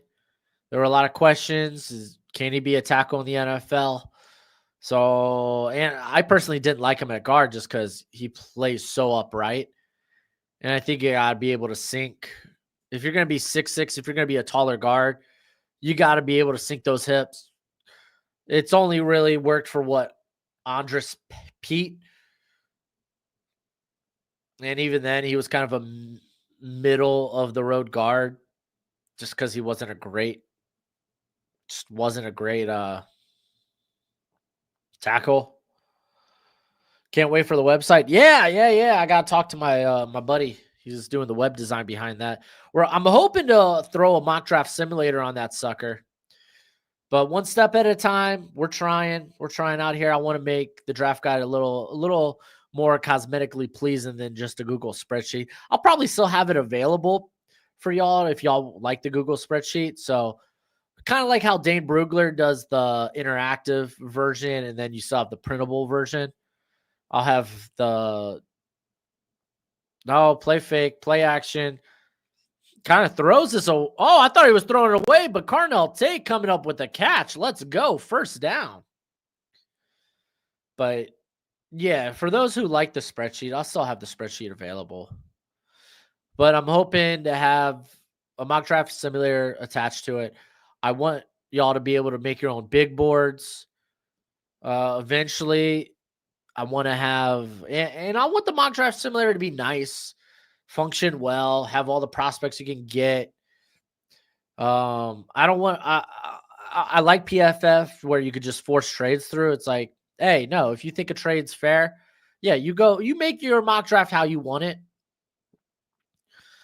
I want to have a redo, an undo button. I think there's only like one other mock draft simulator that actually has that, so we'll see. Oh, Travion Henderson. Yeah, I'm curious to see the workload on him. I'm sure we're still going to see plenty of Ramondre Stevenson early, but sooner rather than later, it's going to be more. It's going to be more Travion. Yeah, Ohio State clearly does look better, but it's only a 1-score game right now. Logan. 2nd and 10. Fake the handoff. Here comes the blitz. Oh, he tries to get it out to the tight end. Tight end, Claire, wasn't looking. He was out there blocking as if it should have been a screen play, maybe? Did you do a Super Bowl prediction? I didn't. I did a kind of a power ranking / tier list. If I had to do a prediction, I say the Bills, man. I think this is the year the Chiefs aren't in it. We've been saying it for years now, though, but we got to be honest, man. They haven't been convincing during the regular season. I don't know how much that actually means. Chiefs are still a favorite. All right, he gets it to Jeremiah Smith, picks up about 4. 2-minute warning, though. 2-minute timeout, sorry. As far as the NFC, man, it's hard. Like, it's Eagles, Lions, Packers. I think Tampa Bay flirts with being a contender as well. Commanders, I'm just ready to see regression.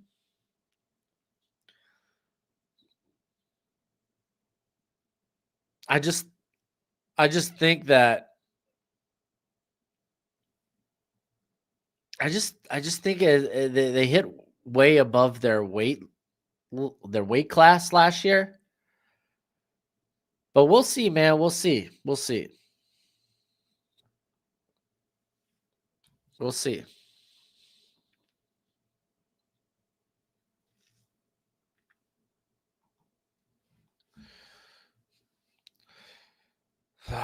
Maybe Bills, Eagles. I don't know. The NFC is going to be tough to call, but when it comes to the AFC, you kind of know Bills, Chiefs, Ravens. Those are easy favorites. NFC a little closer, a little tougher.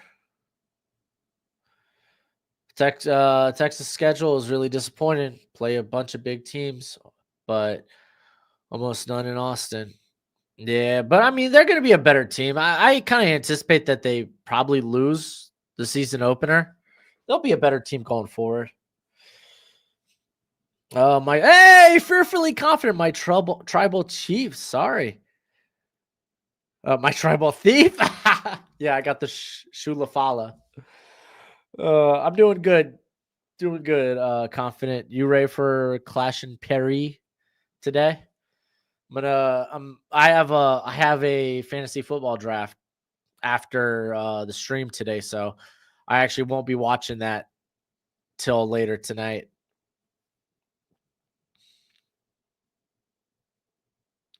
I would say make sure you're happy with the simulator before you release it. No reason to rush. Yeah, I mean, ideally, I want it out before the Senior Bowl, but we'll see. Again, I don't want to rush it and have it like ruin the website. You gave up on WWE? I did. I still like WWE. AEW, like if I didn't have to if they didn't have I think they're moving. Are they moving away from like the pay-per-view style when it comes to their pay-per-views? I don't know, man, but I still follow. I just don't watch, unfortunately, as much as I should, which sucks. They have some really good wrestling. They're dealing with some injuries on their roster, though, unfortunately.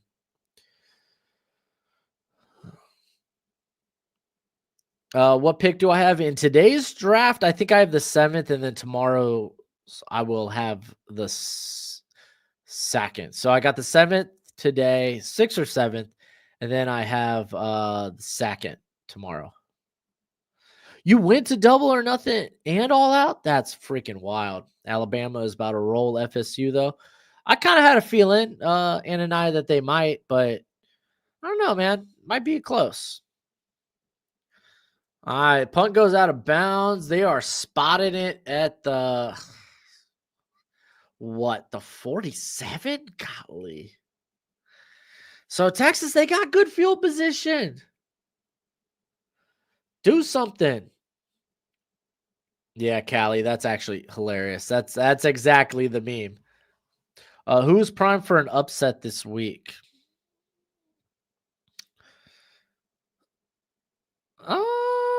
That's a fair question. I don't know who's primed for an upset. I would have said Boise State. That already happened. I mean, I still thought Boise State was going to win, but I think I was going to take South Florida with the points. But golly, they came out and had a hell of a game. And Arch missing on the slant. It's going to be 2nd and 10. Say needs to go through his reads quicker, but he looks good. Yeah, he's got a live arm, man. He's got a live arm, Ananiah. Callie, I'm trying to go back to some of these other comments. Buffalo, who's who I wanted to win last year if we didn't, but I wasn't mad getting revenge. That's fair.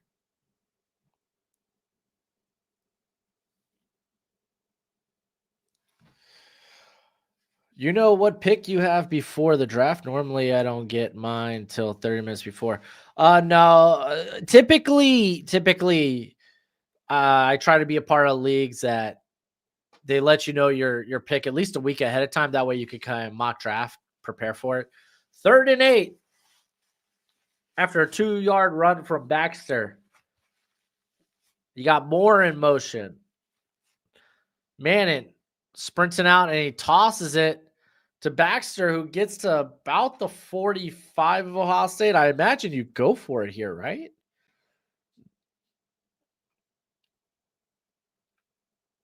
But Ohio State's going to call a timeout.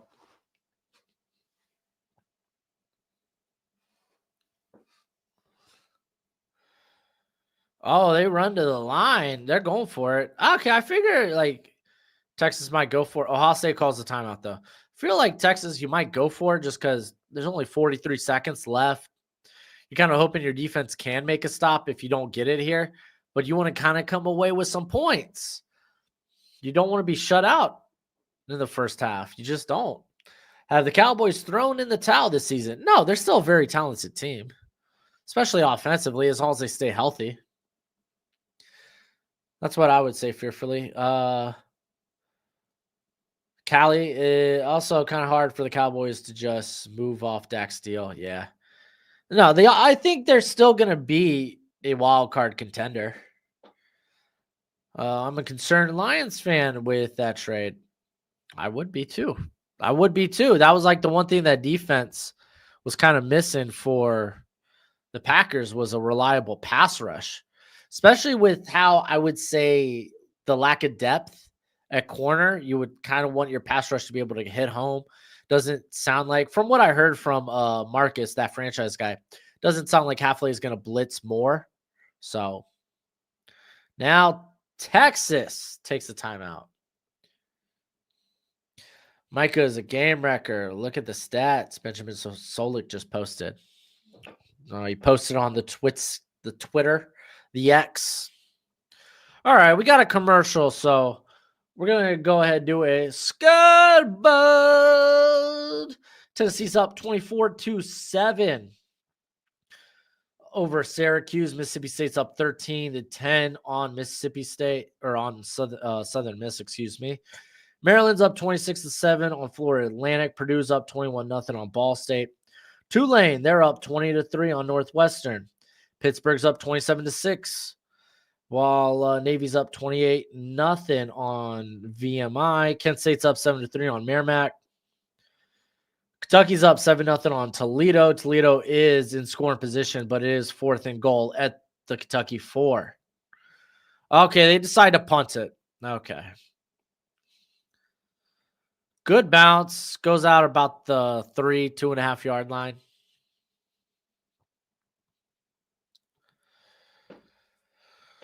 Fearfully, Detroit's offensive line versus that D line with Parsons is going to be a great watch. Yeah, it is.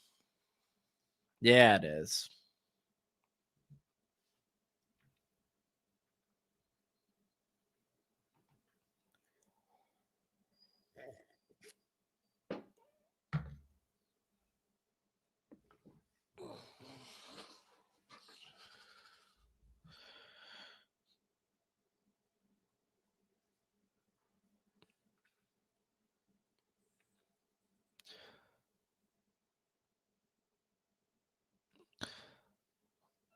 Kirito, I haven't been responding to Mike because I thought y'all were having a comment. I just assumed his comments were for you because he keeps adding you. So I just okay. Ohio State's just gonna kneel and go into halftime. Yeah, I haven't been responding to Mike because I thought y'all were having a conversation. So I just kind of I started focusing on comments that were actually kind of directed my way. Brett Taylor, that trade shouldn't have been allowed because of ableism. The Packers obviously took advantage of an old man with dementia. That's hilarious. There's a joke there I can make, but I don't like talking politics. Oh, Gojo, you're so funny. You want to say hi to the people, Goj? Oh, come say hi to the people, Gojo. Gojo's ready for the NFL season. Look at that. That's a breathtaking smile.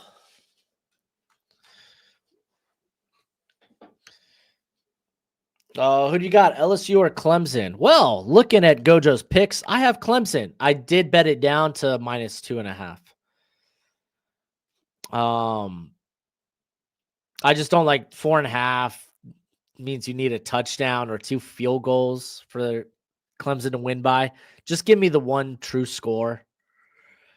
Just give me the field goal win. It's at Clemson. Brian Kelly, he can't win a season opener to save his life. Does Gojo have a college team? I don't think he does. No, Gojo's always been a Chiefs fan. I don't know who he would root for. I mean, since he's a Chiefs fan, probably be like Ohio State, Georgia. Probably be one of those 2 squads. Gojo's a bandwagon fan. I had the Cowboys going 10-7 before Parsons trade. Now I think 8-9 might be their ceiling. I think it's in that range of somewhere between 8 to 10 wins. So I'm kind of on board with that, Brandon. And Anaya, I would think he's a Washington fan.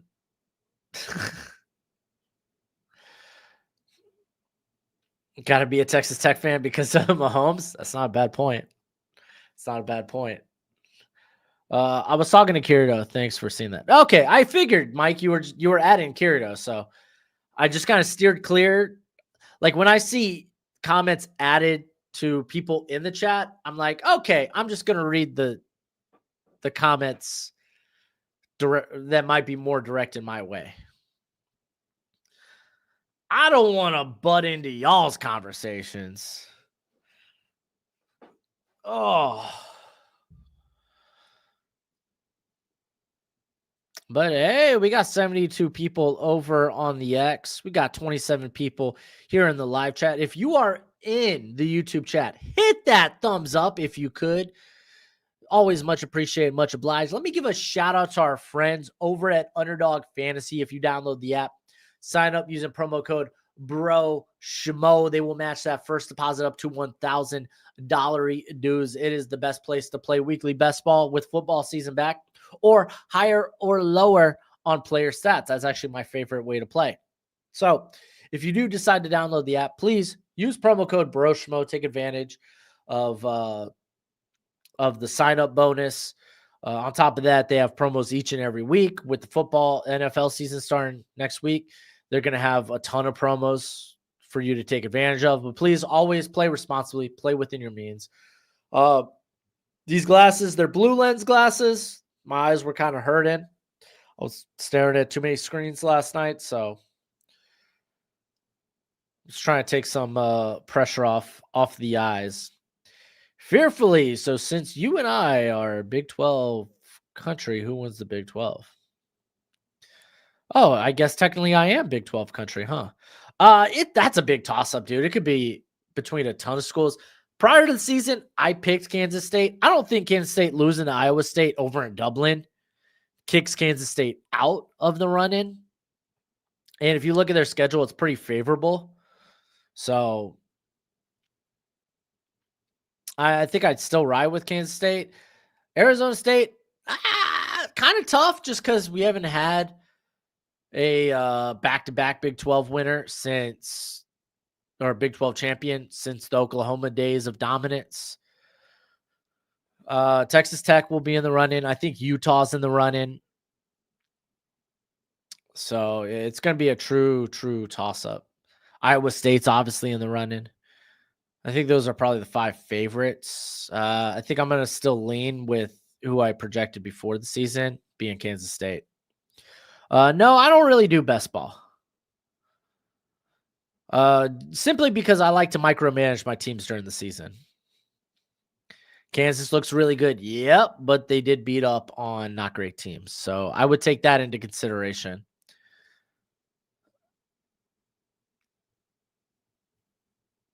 Kansas was hot down the stretch last year. They kind of choked away a bowl game in the season finale, but if as long as Jalen Daniels can stay healthy, yeah, they should be in competition as well. But they are, I would say, that second tier of contenders for the Big 12. Early thoughts on the top of next year's class versus this one's. Does it have potential to be better? Yeah, 2027, I think. I mean, just from a receiving aspect, looks insane. Guys like Cam Coleman, Ryan Wingo. You got obviously Jeremiah Smith, Ryan Williams. That just looks like it's going to be a nutty wide receiver class. There's some interest in edge talent as well.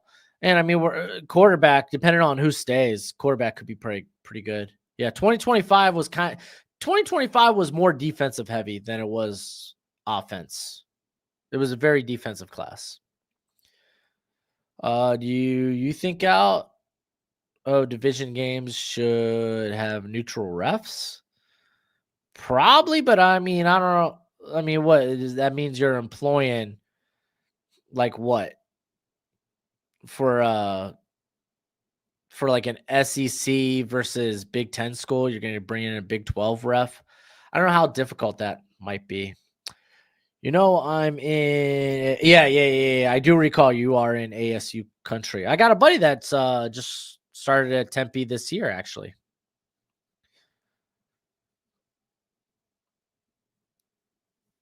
Where does Jordan Tyson stand right now for you? I got him. He's in my top 10. I love Jordan Tyson. If he could clean up some of the focus drops, because he's got legit ball skills, probably one of the best route runners in this class too.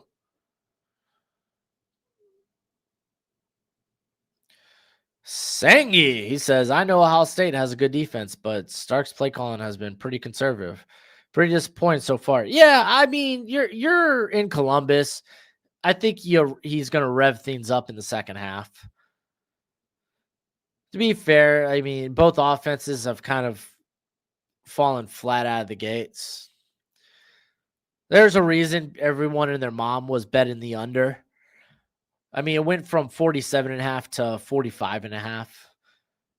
Nintendo Mike, do you want to hear about a fantasy football trade that I did? That was cool. Sure. You're already doing trades? You're already doing trades after drafting your team?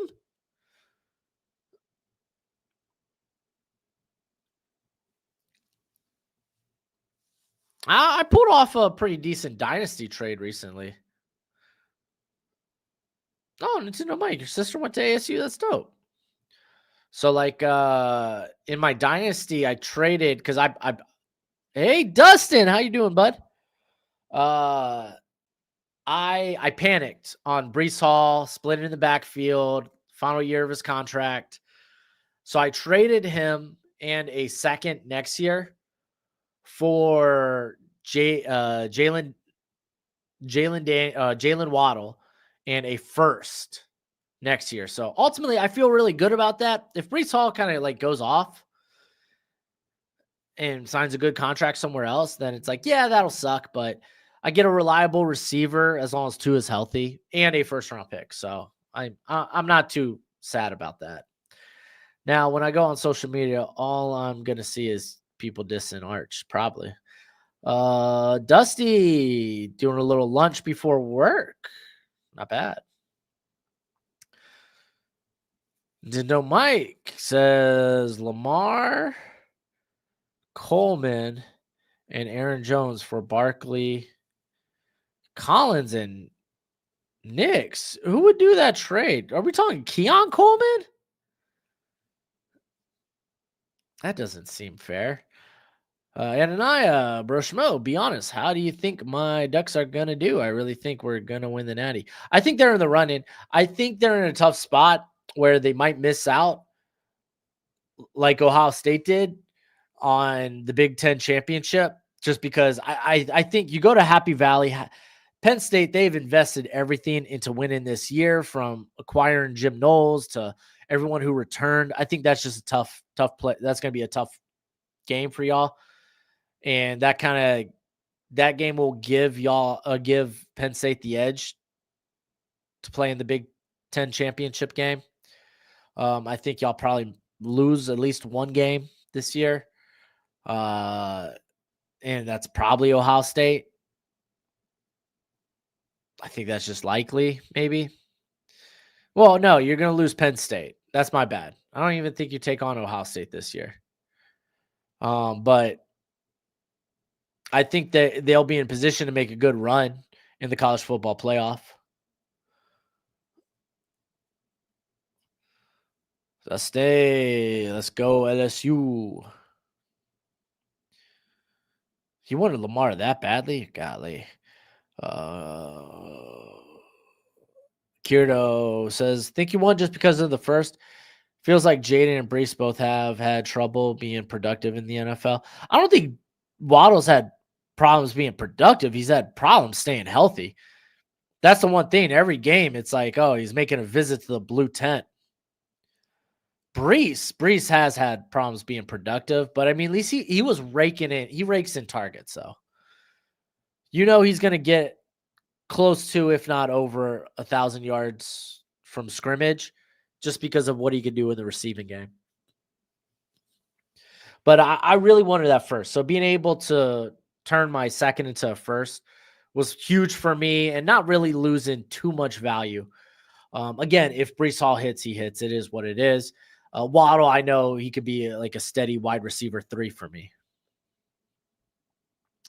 I have my league draft. I commission tomorrow night, and I spun for the pick order. Of course, I got last.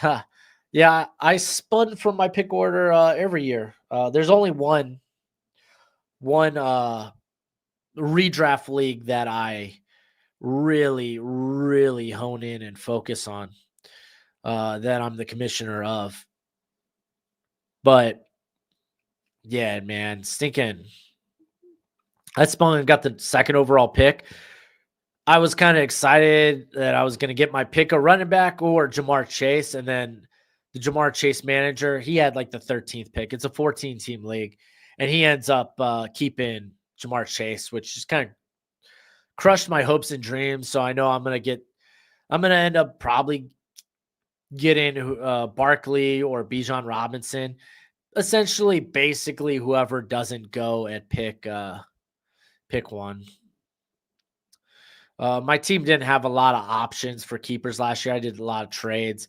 I ended up keeping Tyrone Tracy for like an 11th round pick.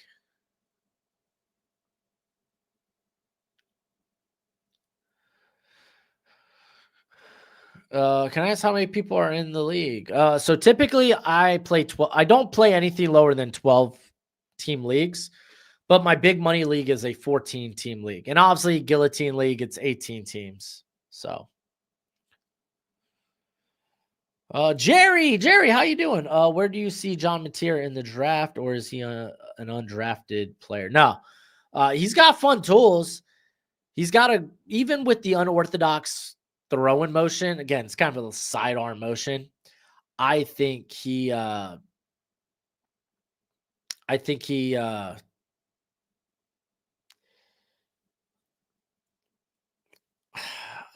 got a bit. I think he's got a good arm. Obviously, athletically, just very gifted.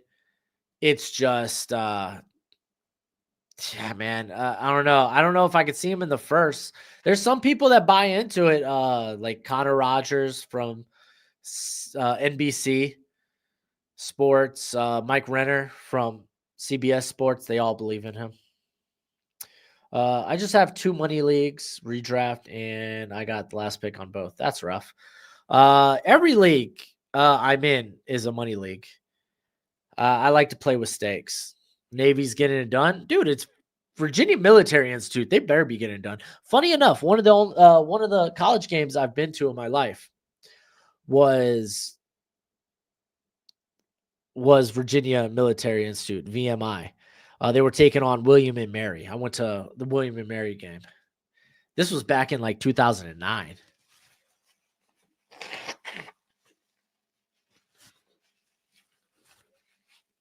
I've seen a few U of A or University of Arizona games in person.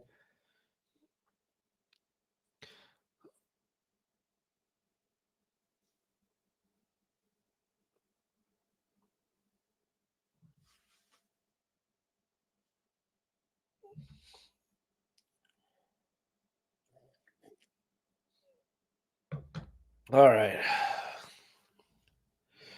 Oh, you don't even know where William and Mary is? Williamsburg, Virginia, man. I grew up at Virginia Beach. All right, I'll be back. I gotta go pay the water bill.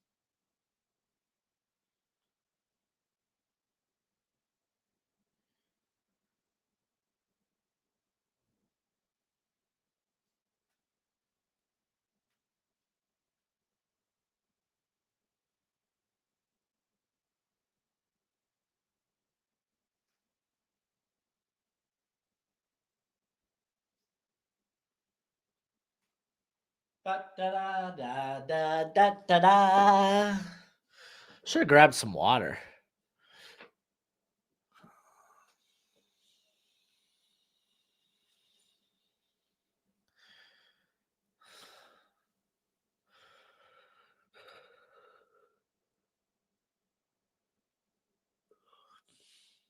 Oh man, y'all over here fighting about the stinking NFC North. Dude, the NFC North has now become the new AFC North. All right, taking a look at some scores, man. At Tennessee, minus 13.5. If Tennessee could score a touchdown before half, make it a 17-point ball game, then feeling good about that minus 13.5. Just saying. Purdue's up 28-0 on Ball State. Oh, dude. Holstein is just going off. He was a guy on my watch list. Didn't watch, though. Toledo got a safety? What was the over-under in this game?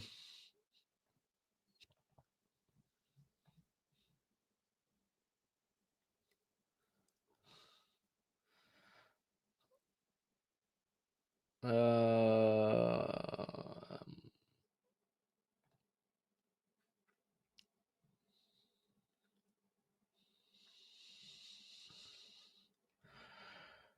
I guess I gotta Google it.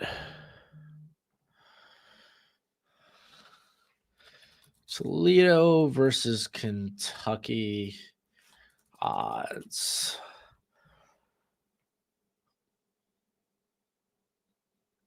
Uh, 47.5 over under. Oh, was Toledo really a 10-point underdog?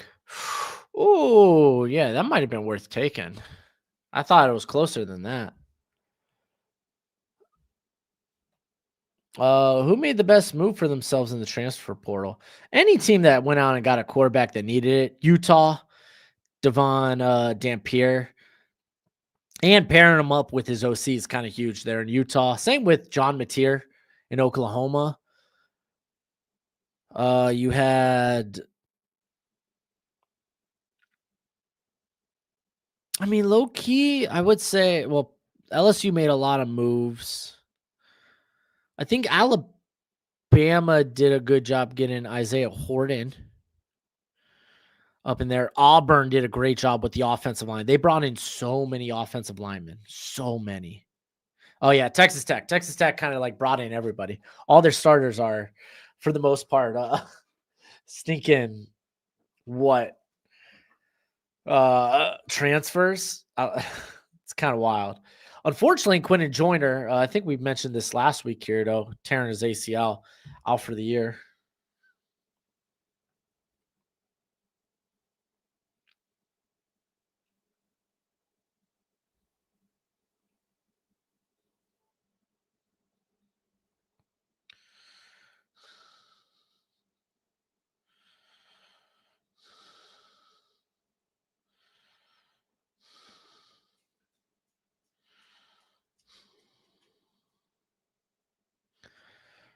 All right, we're about to start this sucker back off. No, Mike, you're fine, dude. Have your fun football discourse. That's what we're here for. We all don't agree on the same stuff.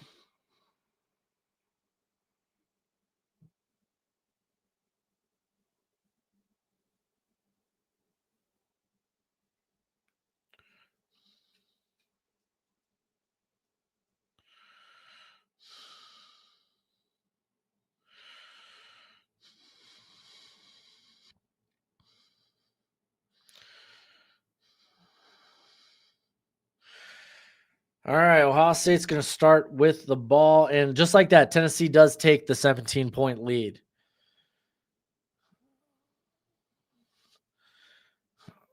How's Aguilar? Okay, so they're really getting it done on the ground then. Aguilar. I mean, 179 yards in the first half is actually pretty nice, but 50% completion rate, that's kind of okay.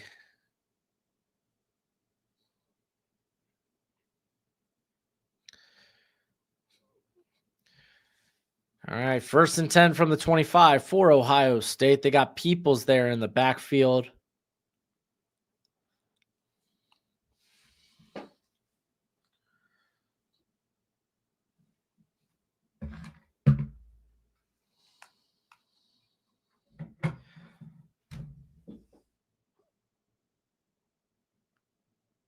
All right, man in motion. Down to 5 on the play clock. And fake handoff. Guns it to Jeremiah Smith for about 5 yards. It's going to be 2nd and 5. As Kirito says, feed him. Feed the best offensive player in college football, please. And thank you. Okay.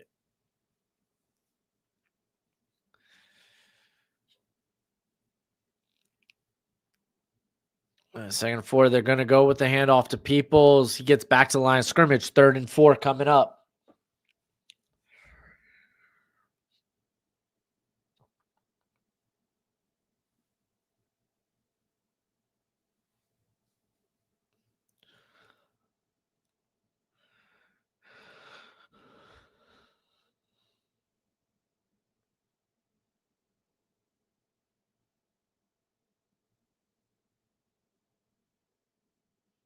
All right, here comes 3rd and 4.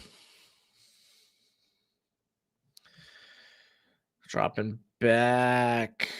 Trying to get it on a comeback route, I guess. Some sort of route coming back to the quarterback, and Malik Muhammad does a good job of being there at the catch point. Same time as Jeremiah Smith. So we're gonna get a 3 and out. Ooh.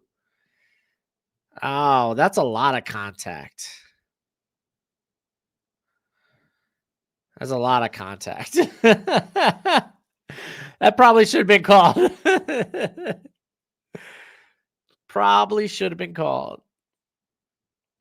All right, here comes the punt.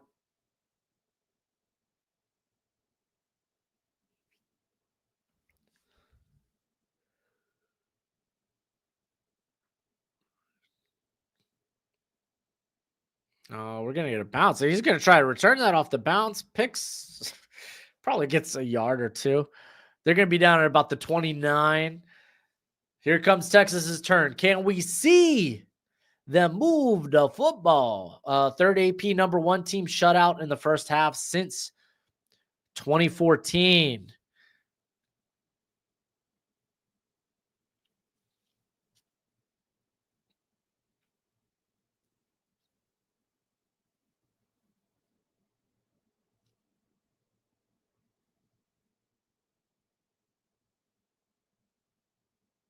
All right, here we go. 1st and 10.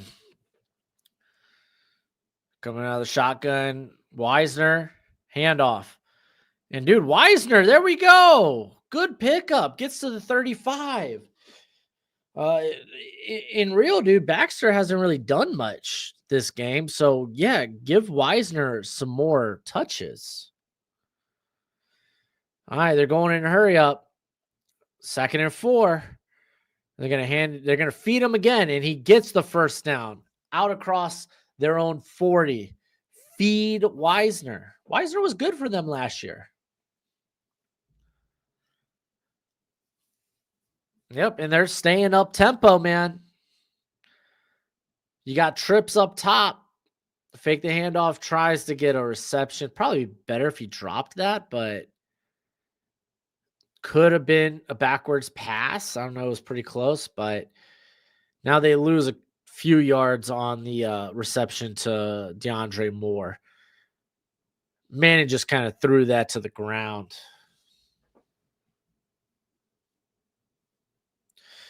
All right, 2nd and 13.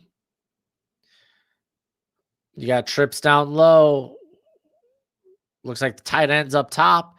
Wisner going out on a little, not a wheel, but more of just a swing, man, and running, escaping the pocket. Gets the corner, and he's going to pick up yard. He's going to get the first down. There we go. Good pickup. Dustin, I had a crazy prediction. Do you see Arch as Saints, Colts, or Giants, or Cowboys when drafted? Kind of hard to tell depending on which draft class he's in. Probably 2027. So I don't know if I can project that far in advance.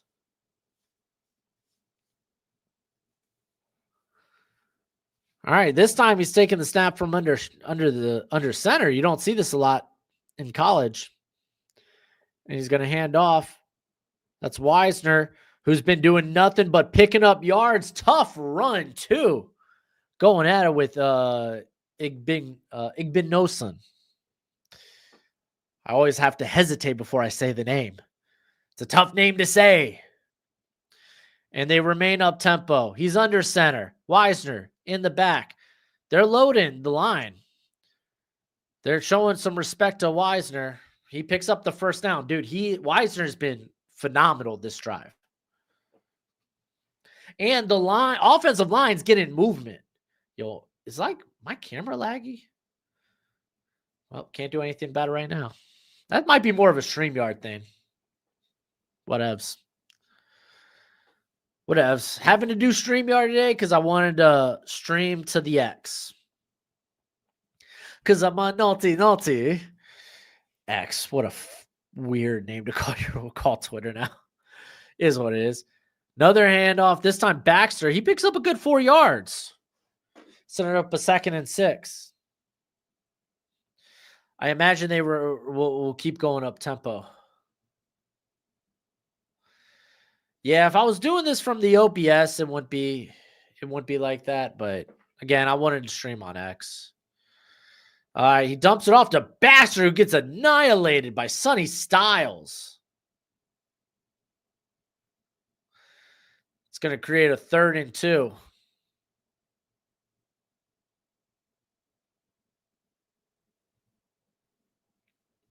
I'm really excited to see how Gooseby did this game. Like, I'm going to go back and watch this game.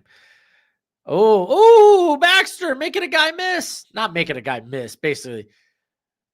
D lineman went at his ankles and just didn't complete the wrap up, but you get what I mean. All right, 1st and 10, man. Watch out. Here they come. Dude, honestly, the tempo's working. And running the football. They've been able to run this down the throats. All right, fakes the handoff. And nice little fake handoff. Kind of fade the QB sweep and tosses it to DeAndre Moore. His first reception of the game, I believe. Oh, that's not true. He had the screenplay that went for like -3, but picked up 9 on that play. 2nd and 1. Fake the handoff again, man, and looking, going outside, gets it to McCutcheon. I was like, who the hell's 17?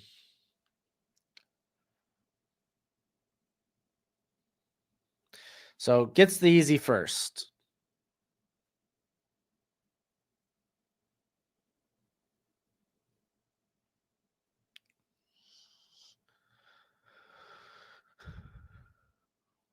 All right, 1st and goal. Coming out of the snap, shotgun. You got 2 up top. I believe that's a tie. No, that's McCutcheon down low. And that's Wisner going out for the pass. Nope, it's a run. Wisner going down to block. Looked like Wisner was just going to do either an angle route or maybe just a little hook in the middle. Maybe even like a kind of like a option check and go. But no, he was going down there to be a blocker for Arch. Ooh, I like that play design.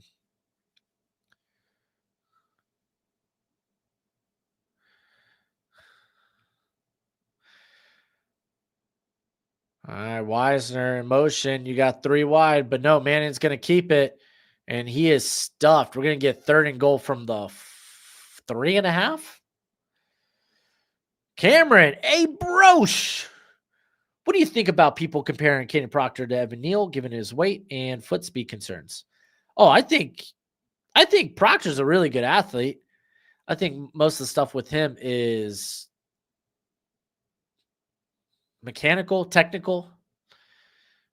And I mean, at that size, yeah, the foot speed, it's good for his size, but yeah, it's not like crazy. I think he's closer to JC Latham than Evan Neal. And to be fair, I really liked Evan Neal as a prospect. The big Achilles heel of Evan Neal was he just played so off balance. You just figured that'd be something that would click, but it remained a problem. Some people try to pin it to like, oh, well, maybe it's because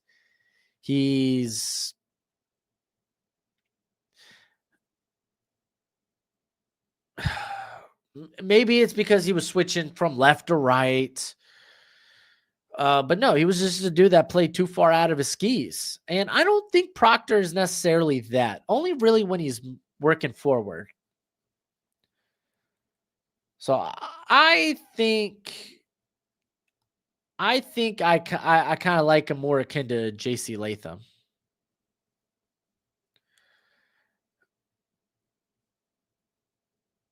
I don't know about this Texas offensive game plan. Well, I mean, they've been able to move the ball downfield, get into scoring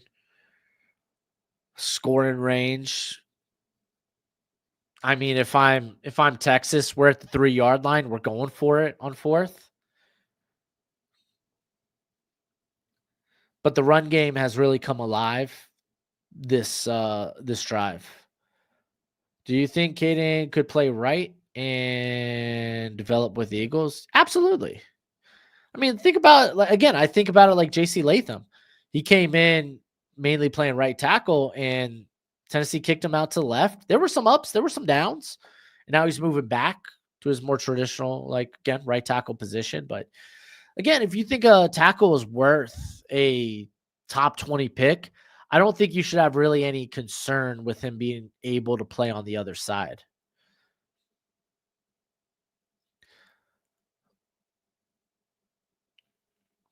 $20.27 lanes last year. Yeah. See, I just think Weissner looks better. He's more patient than Baxter. Yeah, Baxter's just big and fast.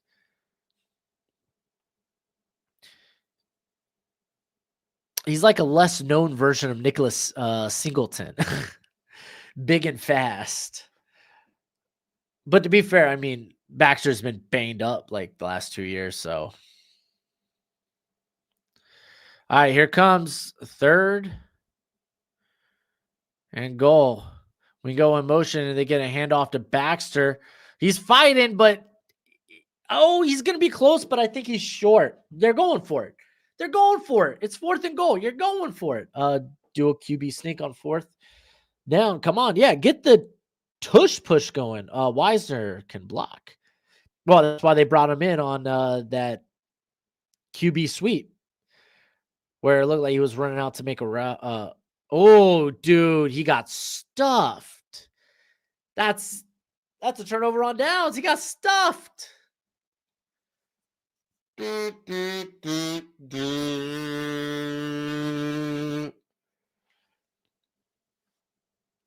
everyone's prediction for Cam Ward? I think Cam Ward's going to have ups and downs.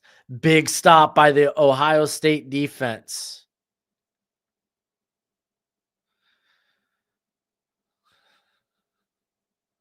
I mean, at this point, was the QB sneak too telegraphed? I mean, you almost have to go for it, but I mean, they weren't that successful with it when they called it earlier in the game. Do you go back to it? I don't know if I ever go back to that call this game.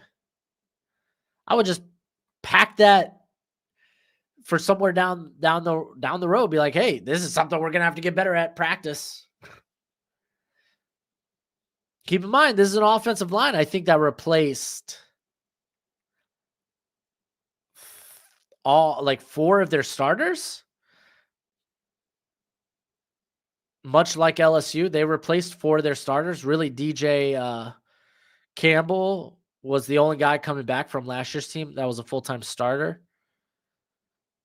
But I mean, Gooseby had playing time. Guess my water bill isn't going to get paid. Sangy, nobody has the tush push like the Birds. Is this going to be a shutout? I don't think so. Just based on how Texas was able to move the ball last drive, I think they're going to be able to put points on the board. The question is, are they going to sell for a field goal at some point? Because I think as long as you're down 7 points, unless it's like a 4th and absurd, I think you go for it. Unless it's like 4th and maybe 4th and 5, 4th and 6, maybe kick the field goal then. But as long as you're only down, because a field goal does nothing for you at this juncture, you're down 7. I mean, well, if you get a touchdown, it gets you the lead. But you've also shown that you can't get a touchdown right now. I mean, field goal keeps you in the game if they score again. Not if they score a touchdown, though. So there's a lot of complication. This isn't a fun place to be. But we're here, and you're going to have to make these tough decisions.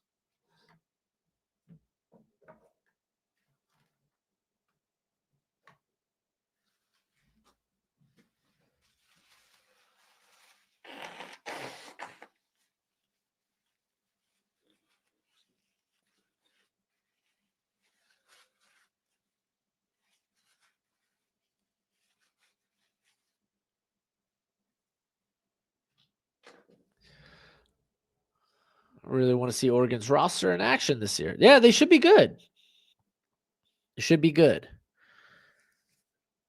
All right, Ohio State will start at their own 1.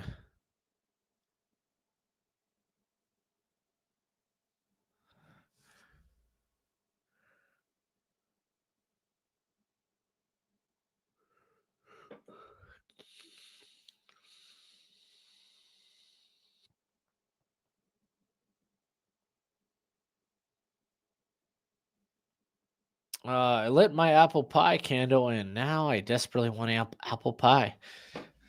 Hey, dude, we're in apple pie. Well, that's not true. I was gonna say we're in apple pie season, but we're coming upon pumpkin pie season.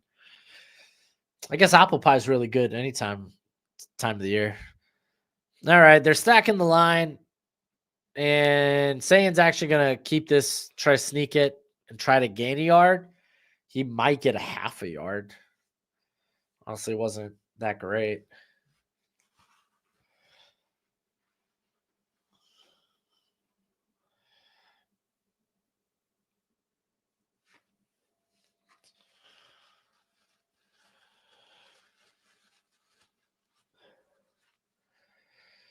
All right, 2nd and 9.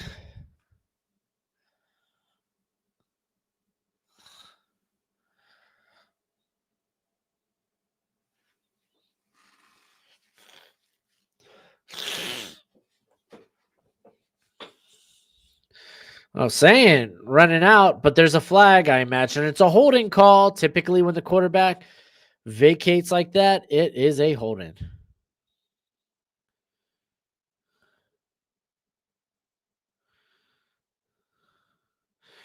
Doing a drop back while your team is on the one is bold. Yeah, well, if you're going to do a drop back like that, then you want to do it.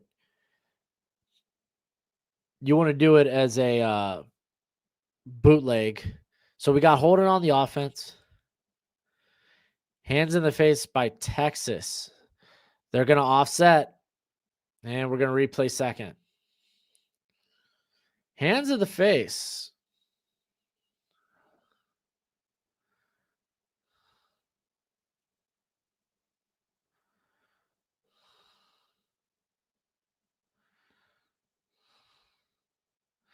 Oh, there's the hands to the face.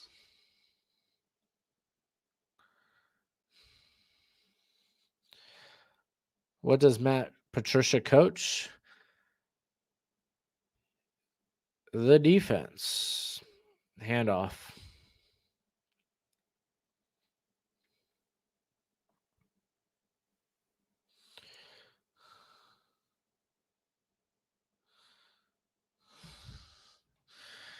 All right, 3rd and 9. After after no pickup there. Yeah, you got Brian Hartline, the OC. He's been the longtime wide receivers coach for Ohio State. Now he steps into a play calling role. And then Patricia's filling in after Jim Knowles went to Penn State. All right, they're in the pistol, and they are going to hand it off. Oh, that's a good gain. So good breathing room. That was a handoff to McDonaldson. Or I keep saying McDonaldson. CJ Donaldson. Lions draft all pros, so they don't have to trade for them. Plus, the Lions coaching elite compared to Green Bay. Well, I mean, a lot of that coaching has left. Donkey Kong. Aaron Glenn, head coach, Jets. Ben Johnson, head coach, Bears. And I mean, dude, the Lions have their share of misses, but no, their hit rate's typically good. And when they do hit, they hit on like a top 10 player at the position, which is huge. All right, that's a good punt considering where you were at. You're going to put them on their side of the field. They're going to be at like the 48-49. Thoughts on Gummy Johnson as a prospect in 2027? I have no idea who the hell Gummy Johnson is. Is he like Leroy Jenkins?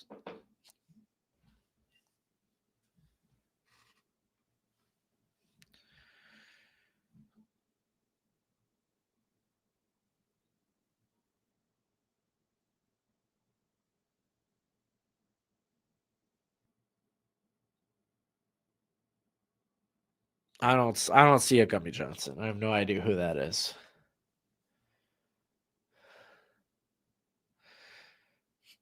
I put it into Google, it gave me nothing.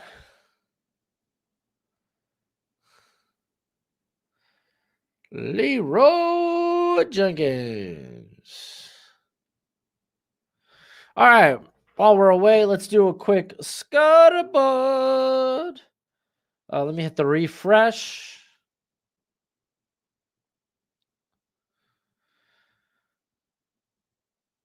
Tennessee, Syracuse still at half. Mississippi State takes the 2-score lead over Southern Miss. Maryland's rolling against Florida Atlantic. Purdue's rolling against Ball State. Northwestern got to get something going. They're down 20. Penn State, Navy, they're rolling. Kent State, they're up 14-6 against Merrimack. Kentucky, they're only up 10-2 on Toledo. That's kind of funny, kind of wild. Hey, Chip Trayanum, dude's feels like he's been in college football for a minute. West Virginia's up 7-0 on Robert Morris. Boston College is up 7-3 on Fordham. Central Connecticut up 7-0 on UConn. To be fair, UConn hasn't played offense yet, so it's not hit the emergency lever just yet. Golly, all this talking's hurting my mouth. Gummy goes to East Kentucky State. Golly, dude. Yeah, I don't think he's gonna be going. I'm not gonna be adding him to my watch list anytime soon. Maybe depending on if he goes to like an All-Star Bowl. Oh. All right. So Texas, they ran the ball exceptionally well last drive. I imagine you are going to try to rinse and repeat, man.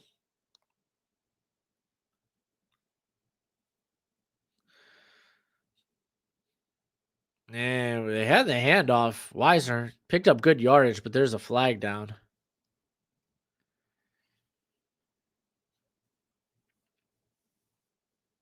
Huh.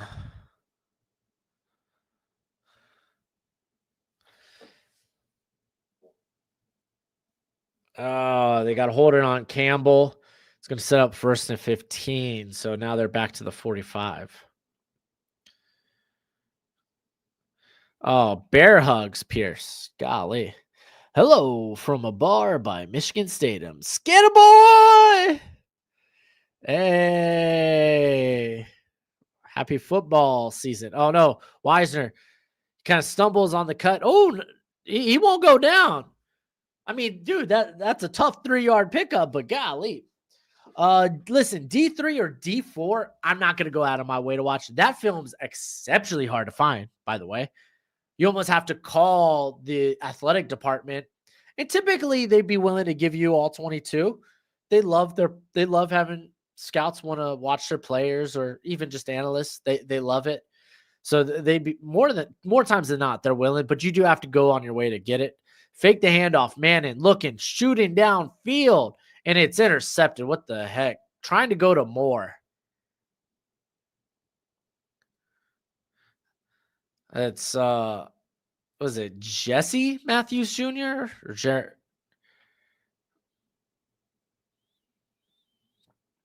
Dude, he lofted that up. I mean, I get it. You got Moore on the. Oh, it wasn't even Moore. He was trying to go to Wingo. So you kind of had like double corner routes, just one shorter than the other, trying to layer it. But it's like there's not enough room there anyway, and he doesn't underthrow. He underthrows the receiver to some degree, but golly, I don't love that. Yeah, but typically, like, you're not going to see a D3, D4 player get drafted. So it's almost not worth it to go out of your way to go find the tape. If he's someone that makes a name for himself during the All-Star process, like an All-Star Bowl, then yeah, it's probably worth going and trying to get that film. But even like a big pro day, it's like okay, I'll write you down on my watch list, or in my rankings, but I'm probably not going to go back and watch it. Ananiah, I am not streaming any other games today because I have a fantasy football draft. I have a draft today and a draft tomorrow. So unfortunately, I will not be able to do a double header. I would love to, but hey, this falls in line when most people are having their fantasy football drafts. Kind of is what it is. So, um, nah, fortunately not. Kirito, do I get most of your tape from Patreon? Nope. I got hooked up from another content creator here on the YouTube that's a bit bigger than I, good friend, and it's been game changing. It's literally it's it's not PFF Ultimate, but I hear it's similar, at least in terms of how being able to filter and just kind of making the watch and process much easier. So I was able to run through a lot of prospects this summer. So big fan of it. But also I pay a pretty penny for that. So I wouldn't suggest it if you were just kind of wanting to watch tape as a hobby. I'm curious, where did you have Moro Ajamo ranked in 2023? I can pull that up because I still do have my 2023 rankings because I started recording these in Google spreadsheets in 2022. I don't know why. I don't know why I figured, oh, Google Docs are fine. Google Docs fine. It is what it is. Google Word, whatever it is. But no, having a spreadsheet so much nicer. So Moro Jamo was my defensive tackle 9. I had a top 100 grade on him, specifically on my big board. He was, I can't find him.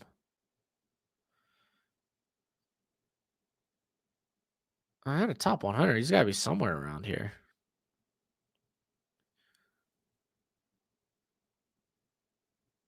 Oh, here it is. 86. That's funny, dude. I liked Kobe Turner. I just thought he was old and a little undersized. I had him at 90. Kobe Turner, I think, ended up being my dude. Golly, look at the guys I had ahead.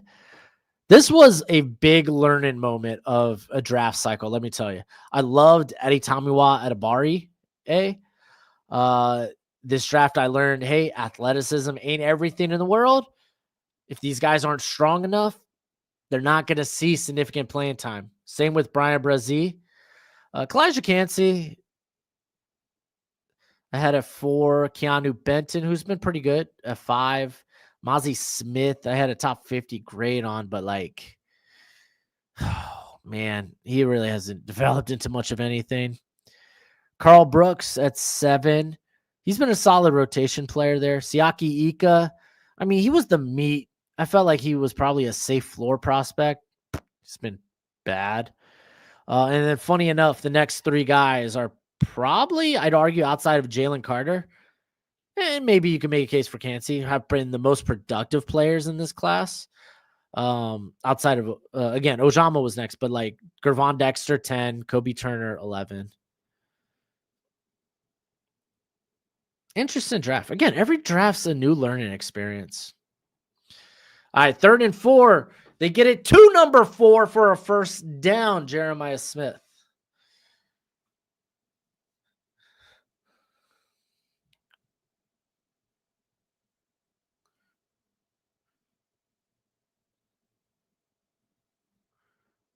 You do, Dusty, you do a fantasy football draft tomorrow? Nice. Me too. Mine's more so tomorrow night. The only thing I know is caddies. That's probably the best us normies can do. I'm gonna call y'all normies. Again, y'all watch tape for hobby. Like I'm kind of making it my living, so there's a little bit more of a need for me to have something like that. So I won't sweat it, Callie. Oh, Donaldson, nice pickup on the swing pass. About 9-yard gain there. I know another all 22 is like Coach Voss, but again, it's a Patreon and you're paying a lot. You're not a lot, but you're paying like, I think like 100 or so.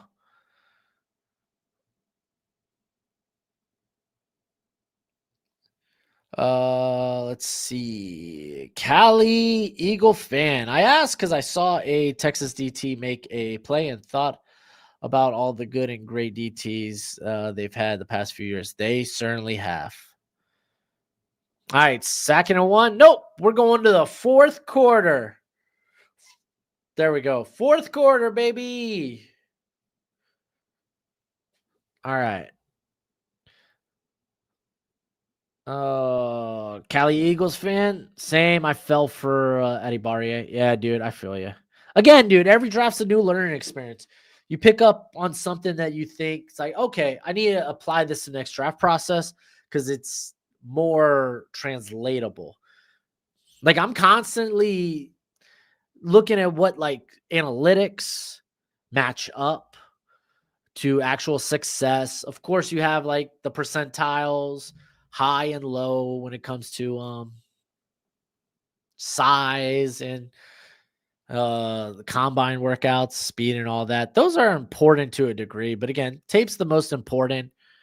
That's why analytics are good to look at, but always use the context of tape.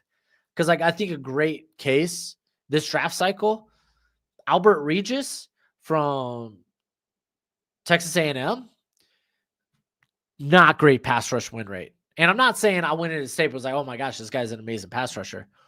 Way better athlete than I was expecting and had more wins than I thought he was given credit for. I'm not saying he's a great pass rusher. He definitely needs to improve that area, but he has such a high floor as a run defender that to me, he's a guy to keep an eye on. So again, everything's just a learning process, man.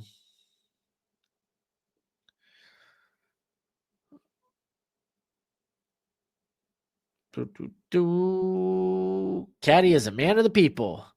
Can get a ton of tape for $5 less. Yeah, no, Caddy's cutouts I've used for a long time. Literally, if you are just a hobby, if this is a hobby and you like watching tape, you like the draft and stuff, then yeah, Caddies is absolutely 100% the way to go. What's cool that this stream is getting me through my walk today. Nice. Remember when we used to have draft breakdown, Broshmo? What do you mean draft breakdown? Was that a series I did? No, that couldn't be. I've had stock report and rankings and mock the mock and mock drafts. Those have always been a staple of this channel. Draft breakdown. I don't know what draft breakdown is. I think that was the name of it. Was it something I did or something that we viewed? There was a site where Clippers used to compile the YouTube videos at. Oh, I don't think it was called draft breakdown. I think it was called something more sketchy. Yeah, because like people would people would just kind of exchange their clips. Yeah.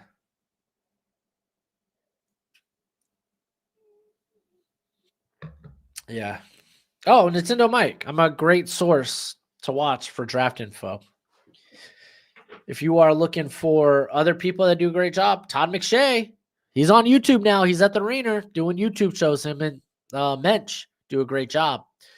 Mike Renner at CBS. He was the guy that got me into it. Him and Austin Gale when they were at PFF. I loved the Tailgate podcast. Mike Renner, I think, is one of the best in the biz. That franchise guy, I think he's just got a really good football mind. And I think he does a really good job once he actually dives into the draft cycle because he does a lot around the NFL. So of course he doesn't get into the draft cycle till late. Again, that's not the focus of his channel. Me, a little bit different. That's kind of my thing. Alex, Hail Mary Sports, dude, he may have hot takes, but I love him. He's a guy that'll plant his flag down in someone he believes in. And he's had some, like, I don't know, man. He's had some, like, good calls. So, first down there for Ohio State. But like Alex, he was the first guy talking about Armand Membu prior to the season last year. He really liked him. I didn't watch him. I made him part of my second wave of watches before the season. Talaniso Fuaga, like Alex, low key. I mean, he did used to play offensive line. I know you look at him and you're like, he played offensive line in high school. But no, he was. Oh, Donald. Oh, I thought Donaldson was about to break one off, but there is a flag down. But yeah, no, Alex knows his offensive line talent. Like anytime, like his rankings are different than mine when it comes to the offensive line, I'm questioning myself.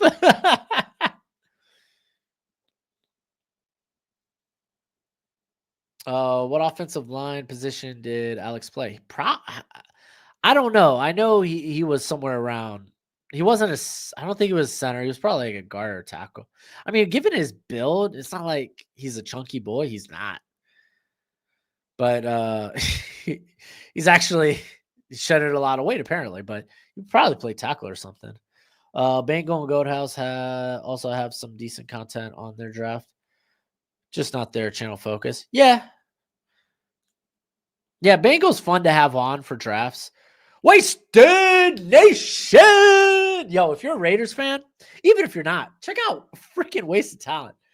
I always have the time of my life when I'm kicking back with my boy Wasted.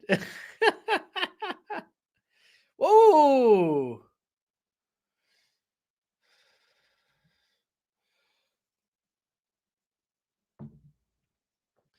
Oh, man. All right, we got 2nd and 7 here. Fake the handoff. Oh, saying going downfield. Tate! Oh! They know. Did he catch that? Dude, did he catch that? Because it bounced out. And I thought it hit the ground. It looked like he had to like. Here, let me lean back. It looked like he had to like do the DX. Suck it. And bring it back in. Yeah, give me the slow-mo on that sucker.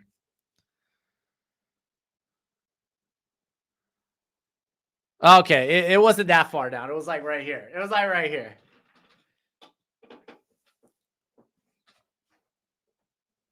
Dude.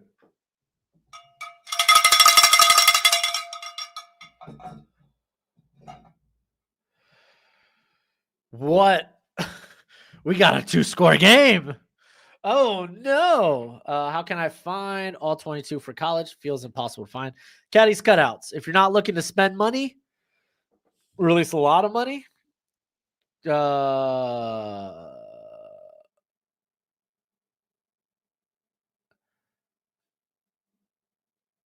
Yeah, no, I feel like yeah,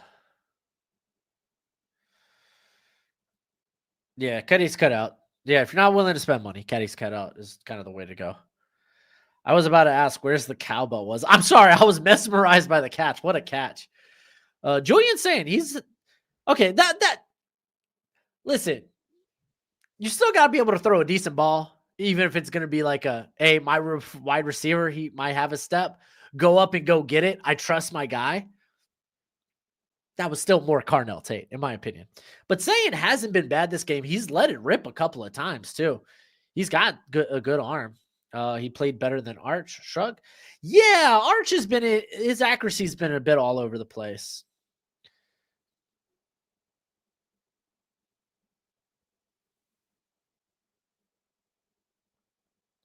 Tate is a beast. Yeah, dude. Tate's underrated. I mean, just because he's playing with one of the best wide receiver prospects of our time. Well, I guess no. Yeah. Yeah. Oh, dude, there's been a lot of good ones. He's gonna be in that. He's gonna be in that rotation. Yeah. Tate's also really polished up route runner. I think he's probably a high end wide receiver too in the NFL. That is still a tremendous value, and you never know. I mean, JSN started growing into his own as kind of a wide receiver 1. So who's to say Tate doesn't have that dog in him? But I think at the bare minimum, you're probably looking at a very good wide receiver 2 in the NFL, which in my opinion is still like a top 50 pick. Wanted to see Arch use his legs, but Ohio State honestly hasn't given him much room to break free when he has run. I agree, Kirito. Ohio State's done a really good job this game. Really, their only blunder was the opening drive of, at least defensively, their opening drive of the second half, where Texas just kind of ran it on them.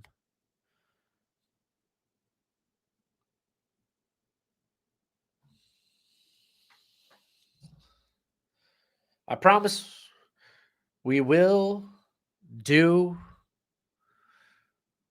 a scoreboard next commercial break. This is the closest thing to an NFL defense in college. Both defenses, very good. Wow, Tate actually had a couple of steps on him.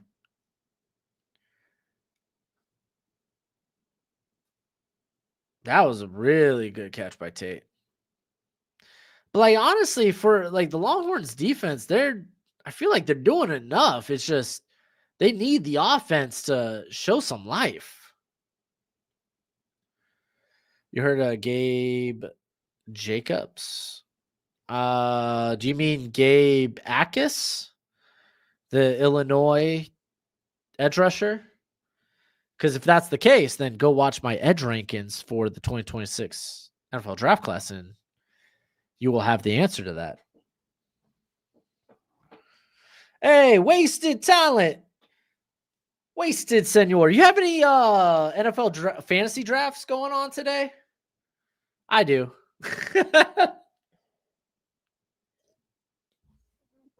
After this game, I'm gonna go. I'm gonna head to my first one.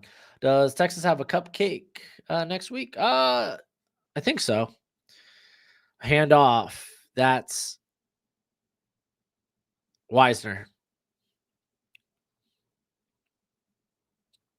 Oh, Kenyatta Jackson. He's out for the rest of the game. Yeah, Mike. I have heard and I have watched Gabe Akis. Considering Kirito that it looks like a lot of there's only really, I think the only games I'm considering streaming next week, definitely Michigan, Oklahoma, maybe Duke and Illinois. Probably means Texas isn't playing a crazy good opponent. All right, handoff. Nice stop there. Stop and go there by Wisner, but he kind of stumbled. He stumbled a couple of times when he looks to get going. Yeah, old man wasted in the building.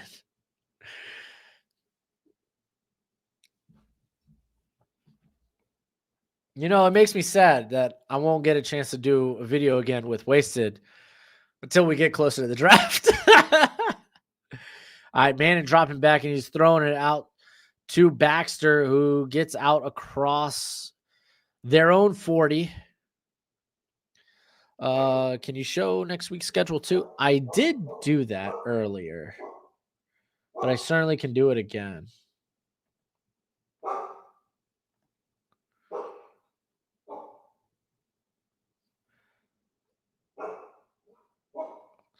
All right, we got 2nd and 5. Oh, here comes the blitz. Good pickup there by Baxter. Nice pass out to Mick. I don't have that guy's name down. Or was it Mick? Oh no, that's Livingstone. Baxter, that was a great pickup on the blitz. Baylor SMU should be fun. Iowa State's always fun. Let's see. I don't see it. Kansas, Missouri actually might be a really good game. All right, here comes the pressure again. And he is intercepted. Sonny Styles. Oh. Saw the pressure, tried to force the pass. And I was like, you know what? He's lucky it didn't get picked off. Ends up getting bounced into Sonny Styles' hand. I don't want to say bounced into his hands. Sonny Styles made a beautiful diving attempt there. So Matthews with a good play there. Oh my gosh. Matthews with the assist. Probably not an interception on replay, but still bad by Arch. Oh, extremely bad. Oh, dude. I know the nose of the ball hits the ground. I feel like the ball does not aid in the interception, though. He has both hands under it like this. I don't know. I think I would stick with the pick. I get it hit the ground, but yeah. We'll wait. We'll hold on the turnover, Kazoo.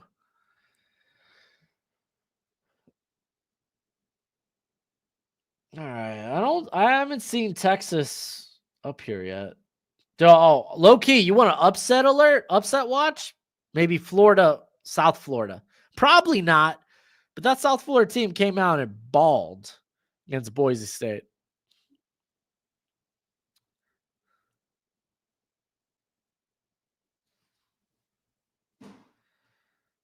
I don't see a Vandy Virginia Tech rematch from last year. Virginia Tech probably looking for some retribution.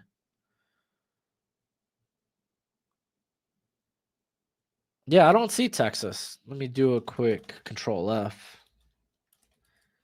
Okay, I missed it. They got San Jose State. San Jose State, they're a feisty team, but Texas should run through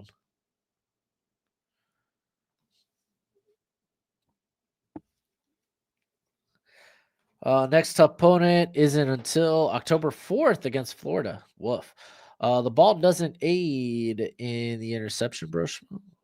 Did I say the ball doesn't aid? The ground doesn't aid in the interception, in my opinion. He had both hands under it. Again, it's kind of tough if, like, okay, was it rolling out between that hole here? I don't know. I felt like he was holding it up. That's just my opinion. I could see it getting reversed because it hits the ground. It is what it is. So Archer is a 5th rounder also? Nah, dude.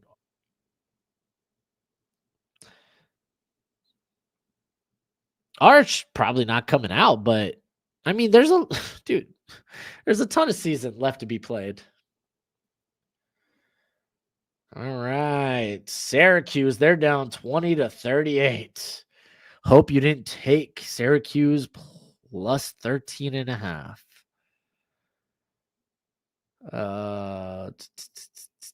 I'm seeing people I follow on Twitter for draft reasons saying Arch's arm doesn't have a juice.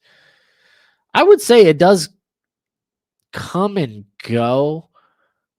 But I mean, I think for the most part, he has a good arm. It's just not like drop your pants, make you pray type of arm, you know?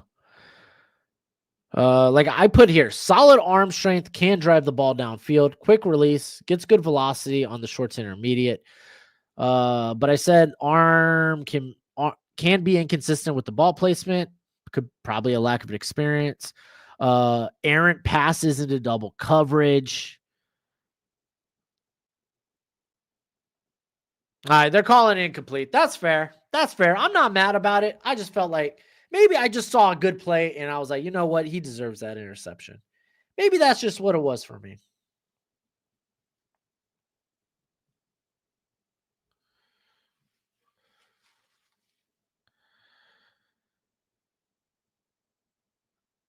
Yeah, you know what? Yeah. I thought the ball may have been closer to his hands. That's probably fair.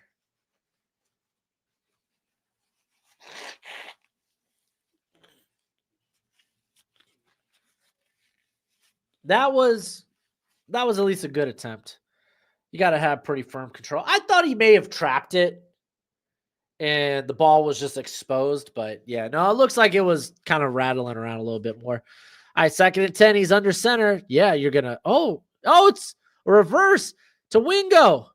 Oh, he's about a yard, 2 to 3 yards short of the first. Here, we'll come back to scoreboard eventually.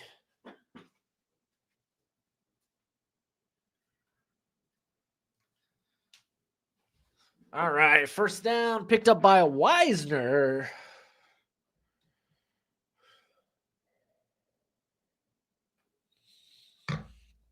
I would say Cali. It's not elite. It's not an elite arm in terms of strength, but it's a solid arm. It's a good arm. You know who doesn't have elite arm strength? Joe Burrow. I mean, yeah, you probably have to be the most accurate quarterback ever. But hey, Archer's got time to develop. All right, dumps it off to, is that injuries? Yep, and he picks up the first. They're inside the red zone. Favorite wide receiver duo in college football outside of Ohio State? Oh, let me think. Oh, that's a fair question. I guess you got the Clemson duo. Manning, he holds on to it, picks up maybe 3 to 4 yards. I guess Wingo, I'm a big DeAndre Moore fan. I know he hasn't really seen a lot of action today, but I like him quite a bit.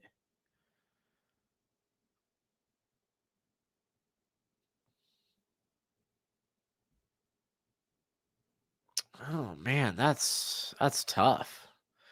Handoff to Weisner. He gets to about the 10, maybe the 9 if he's lucky.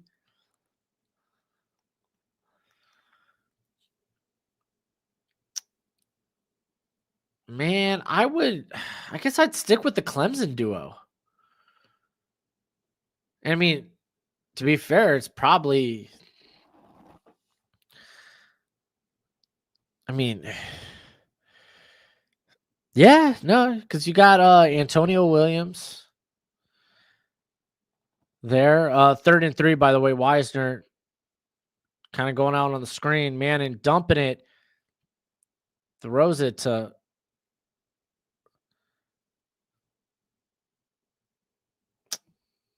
Wingo, but it was kind of low. Anyway, Antonio Williams and Bryant Wesco. I mean, maybe make the case for Ryan Williams and Jeremy Bernard.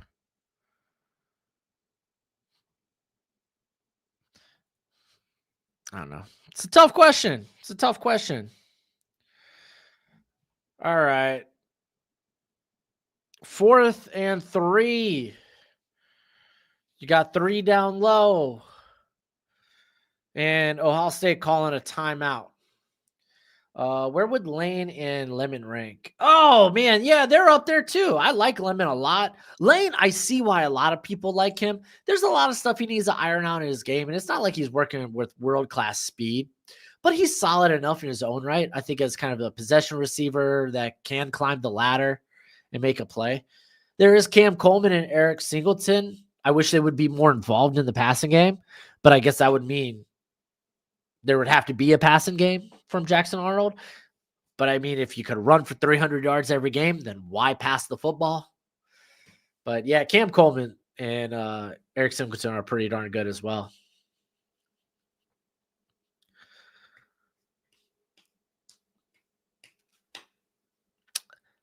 Yeah, with Lane, I don't see the first round potential in him like some other people do. But I mean, again, that can change, man. An elite year be kind of huge.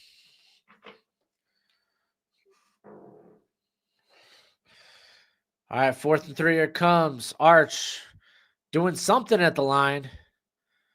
Speaking some words. 3 down low. Weisner in pass pro. Man, and throwing to the end zone. Contested. That's Igbid Nosun.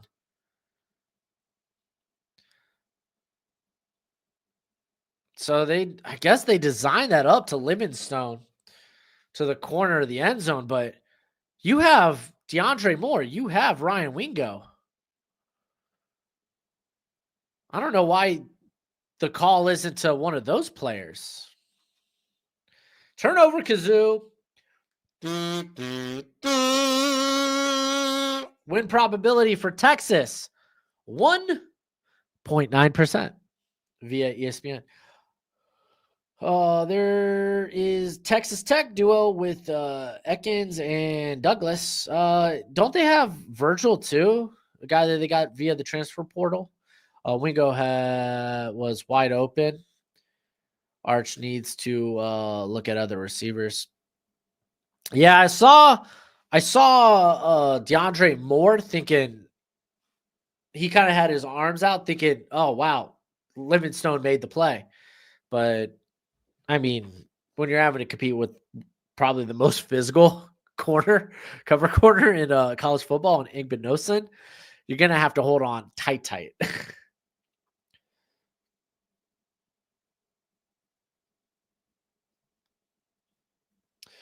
um, no, that's not fair, Sangi.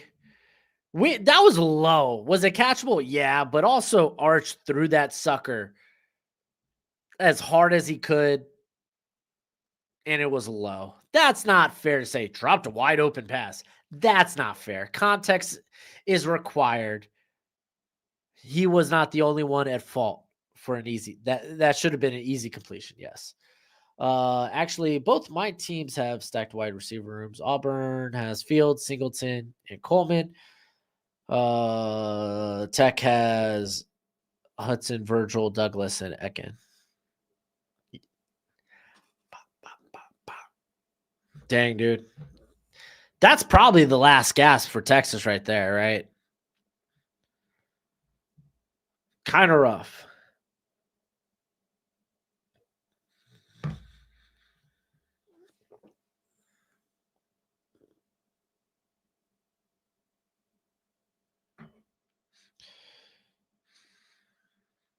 Although we've come to the end of the road.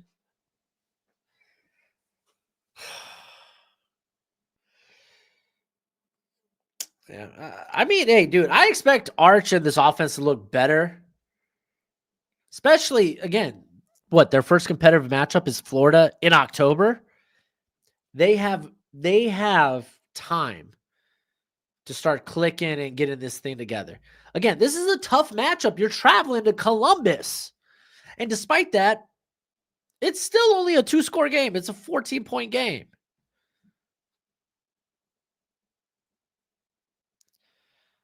Don't hit the emergency button just yet in week 1. That's all I'm saying.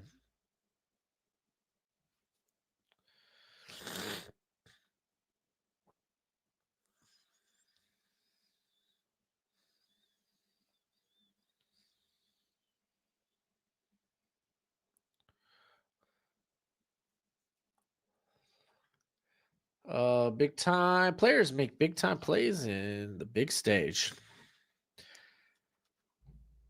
Yeah. Are we gonna act like also big time players don't have big time letdowns? We were really gonna criticize Arch Bannon in his second or third start of his career? Yo, real back. Put away that hate boner because we both know that's what you're flashing. And let's deal with this rationally. It's called wait and see. Because then the answer will be given to us. If he gets better, then it's like, okay, yes. Who would have thought? Third start coming in Columbus? That one is a toughie. I imagine he's gonna be much better after rolling through the cupcake-esque part of their schedule. McDonald looks like he's got the first down there as time's gonna tick away. Both teams are going to be completely different if they play each other again in January. Yeah, just ask Oregon and Ohio State. Literally what happened last year.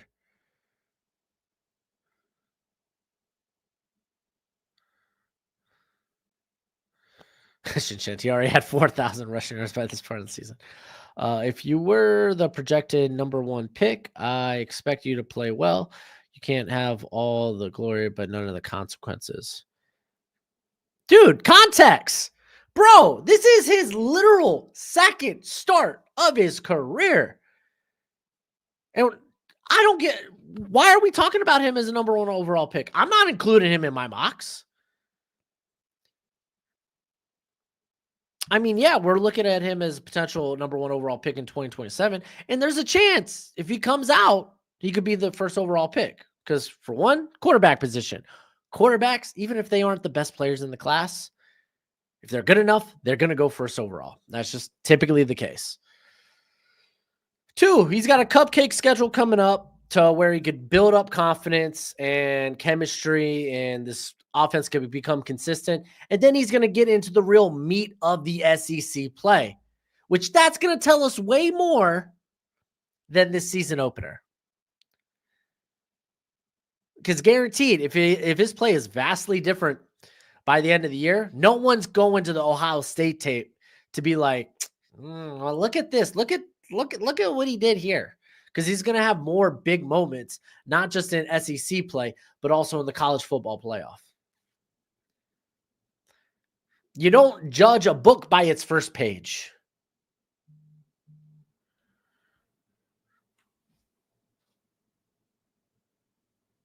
Beautiful, I know.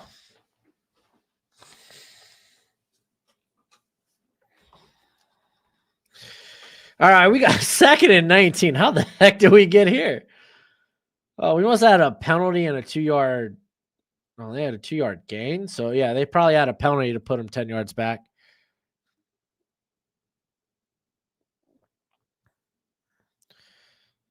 Big win for the Big Ten, though. Is it? They've won the last 2 national championships. All right, they kick it out to Donaldson, who gets out of bounds, picks up maybe 4.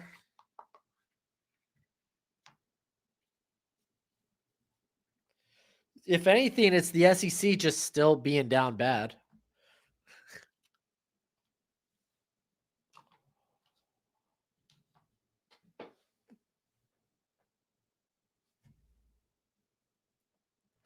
All right, we got 3rd and 15. There's still time left. If you could get a quick score.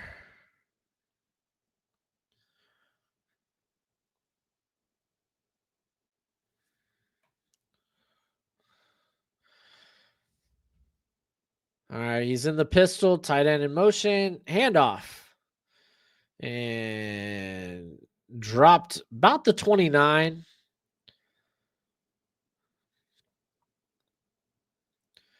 It's going to be 4th and 10.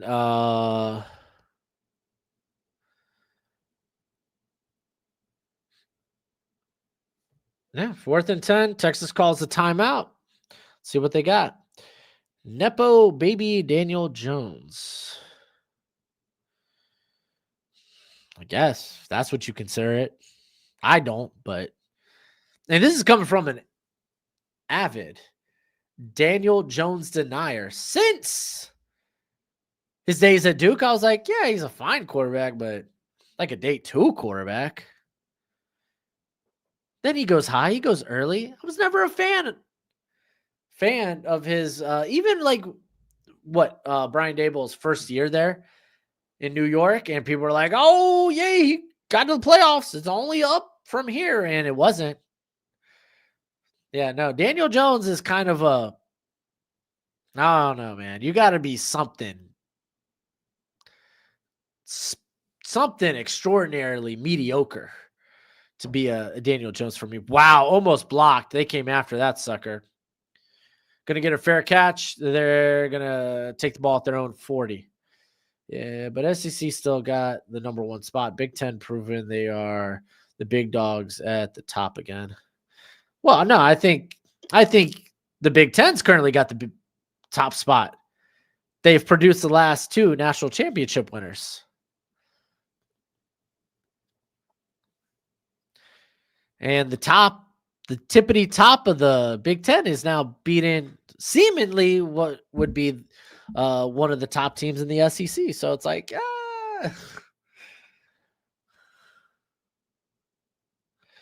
this game is boring. It's like watching Spencer Patriots at Iowa.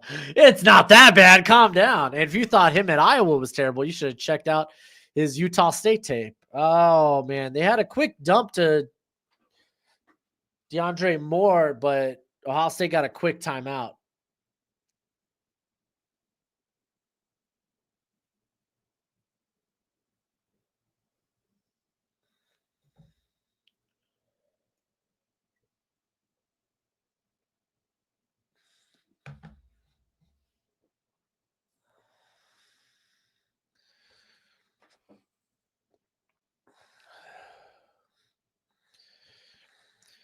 All right, we got 410 left.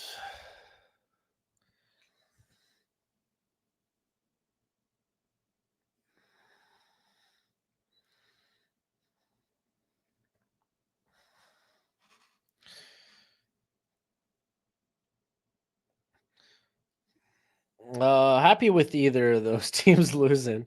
Wish both could. Tyler, I feel that, dude. I feel that.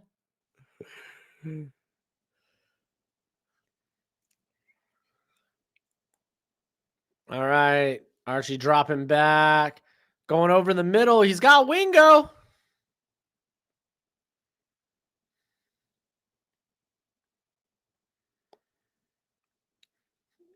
All right.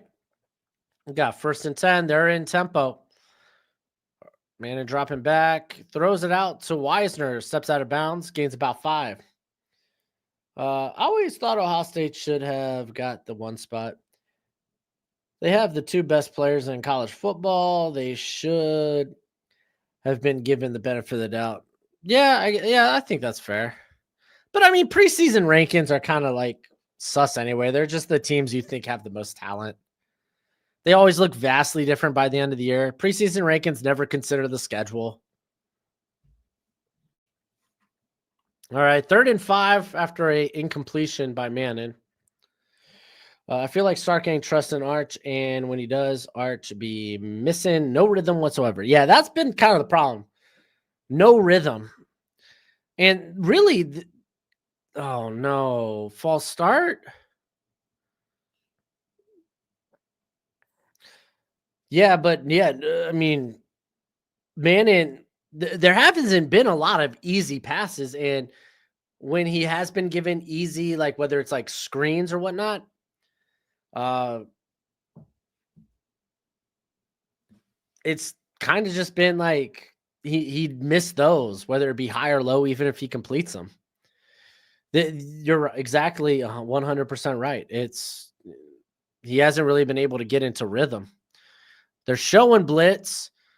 They're bringing 4. Manning going deep. Touchdown! Livingstone, like, okay, I didn't get the last one, but I'm getting this one. Ladies and gentlemen, we still got 3.5 minutes left.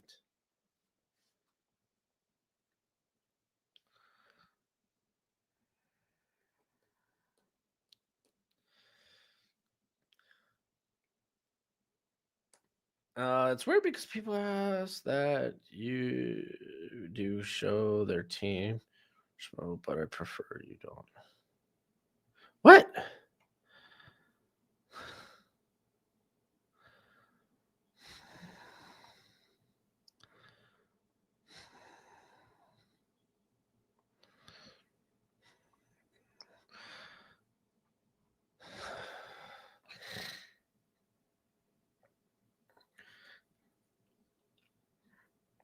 So on broadcast, they were talking about, I guess Livingstone had a really hot camp and kind of worked himself into the oh, that's a catch.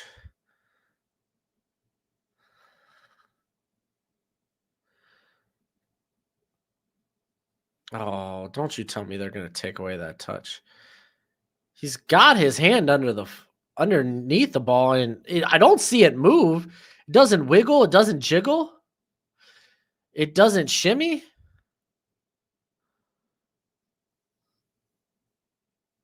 I don't know if you overturn that. Oh, what's your way too soon Heisman projection?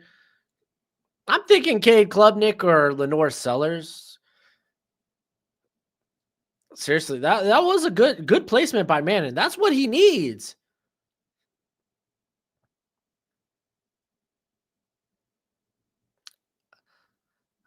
I don't see enough movement. That ball doesn't shimmy or anything. I hope it should stand. It's a good catch but yeah, I was saying apparently Livingstone, they were saying on broadcast that he had a really hot camp and kind of worked himself into the lineup.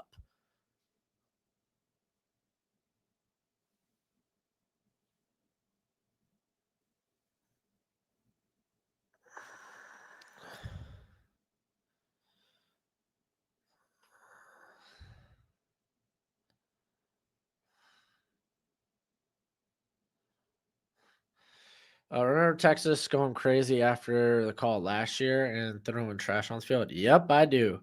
We were live streaming that game. Are you? No. Nintendo Mike, I got a fantasy football draft at in 2 hours, so I will not. I will not be streaming. I will be enjoying college football, but I will be doing so while doing a fantasy draft at my buddy's place. I hate when announcers are pessimistic. I don't. As a Dolphins fan, I get it. I appreciate it.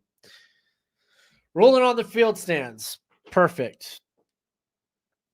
I feel the pessimism. Prepare yourself for the worst case outcome, then you'll be pleasantly surprised, or you won't be let down because you expected it. Tech did it out our next game versus Colorado. Yeah, you shouldn't be throwing things onto the field. Arch threw a TD. Yes, he did. How about those Fins? Dude. So I did my tier ranking and I put them in playoff or bust because I legitimately think it's a thin roster. The depth isn't there for the Dolphins. No, you're good. You're good. Karoma. I think that's the easier word I can pronounce there. You're good, Karoma. I'm giving the play-by-play. I'm trying my best to give the play-by-play while also addressing the comment section. So don't fret. I got you, but yeah, Dolphins are like paper thin when it comes to our depth. I don't have a lot of confidence in the cornerback room. I know they added Rasul Douglas, but still, I'm not a fan. But yeah, man, Dolphins. It's gonna be a rough go, man. It's gonna be a rough go. I don't expect us to make the playoffs. We might be in wild card contention. I don't expect us to make the playoffs. So, who's your favorite Dolphins rookie this year? I was a big Kenneth Grant fan. Actually, Jonas Avenel was the guy I absolutely wanted. I didn't want to trade a second and a third to go and get him, but he was the one guy I really wanted for the Dolphins to get in the draft because we needed guard help. Yeah, Dolphins look like an 8 or 9 win team. I 100% agree with that. And I think if that's the case, because we have one of the worst GMs in football. Chris Greer's terrible, but I feel like the only way we get rid of Chris Greer is if we just nuke the whole staff, the whole front office, which means Mike McDaniel, who I think is a solid coach, great offensive mind, learning how to be a head coach. Anthony Weaver, who I think is going to be a really good DC. He's just kind of stuck with kind of a meh kind of squad right now. I just think we're gonna have to nuke the coaching staff if that means getting rid of Chris Greer. I don't know if Tyreek will be better this year, if he can be healthier, but he's been dealing with injuries during camp. Who's been a standout player so far? Tate had the nice touchdown grab. You got Arvell Reese, a linebacker for Ohio State. Wisner's shown up. I'm gonna have to go back to the tape and watch the actual like trench play. But it seems like the trenches for both squads have been adequate. I don't know who's really stood out there. But from like the play, like actual playmakers, ball skills. Yeah, Wisner, Tate, Smith's been great. He had a couple of early drops, but he's really turned it around. Still remember when they put up 70 against the Broncos? Yep, it was like it was a decade ago. All right, Sane dropping back. Here comes the pressure. He's scrambling. He's rolling out, and he just throws this essentially away, throws it at the feet of his tight end. I mean, the clock will stop, which is unfortunate, but you don't want to take a massive loss if you feel like you can maybe try to get the first down. Tyler. So ready for Waddle to return to wide receiver 1 status, but I appreciate Reek. I do. Waddle just needs to stay healthy. He had so many visits to the blue tent last year. And he's only scored a touchdown when Tua was the quarterback. Just saying. All right, we're down to 5 seconds on the play clock. I think we might have to call a timeout here. Nope, they get it off. Here comes the pressure saying, dumping it underneath to, is that Ennis? And they will be short. Maybe like 7 yards on the gain. So they will punt this. Timeout, Texas. Broshmo's mood when we start talking about Dolphins. Yeah, dude. Just Littleton on your radar. Dude, yeah, Littleton's had a feisty game. Because I know that they got oh man, I can't even remember the dude's name that's playing in the slot mainly. I mean, you got Muhammad on the outside, Malik Muhammad. And then they have in the slot Gilbo, who was torched for the Tate touchdown. And then I guess Littleton is the outside corner, but he's had a really good game thus far. Again, I'm gonna have to go back and take a gander, but it's been pretty impressive. Here comes the punt.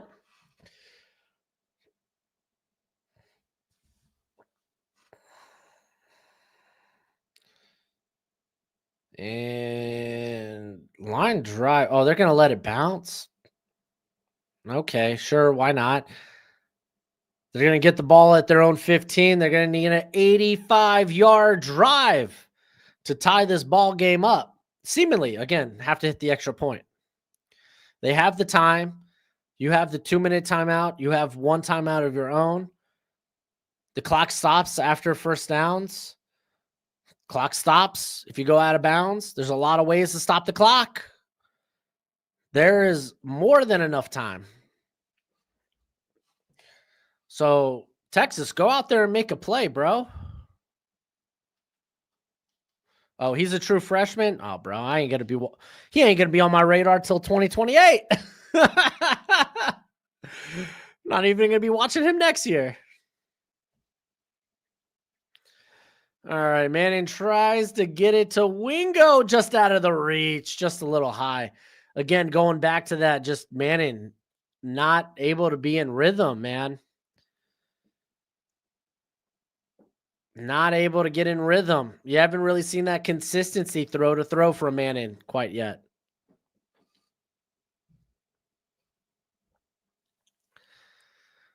Here we go. 2nd and 10. Again, incompletion. Not the worst thing in the world. Clock doesn't run. All right, Manning dropping back. Going deep. What a dime to his tight end. Is that Endries? The Cal transfer? Let's go. What a pass. There we go. Again, we just don't see these good passes back to back from Manning right now. To be fair, it is his 3rd start. 2-minute timeout. Texas, 1st and 10 at their own 44, 45. Is Arch back? Is Arch Bacon? That's even a better question. I don't know if he's back. Again, there's no consistency in his throws. He'll miss an easy one like to Wingo, and then he nails that one down the sideline to Entries, and literally just puts it between the corner and the safety. What's a good comp for Arch? That's kind of tough with only 3. Yeah, that's kind of tough with only 3 starts. I don't know what part of me wants to just say Ryan Tannehill.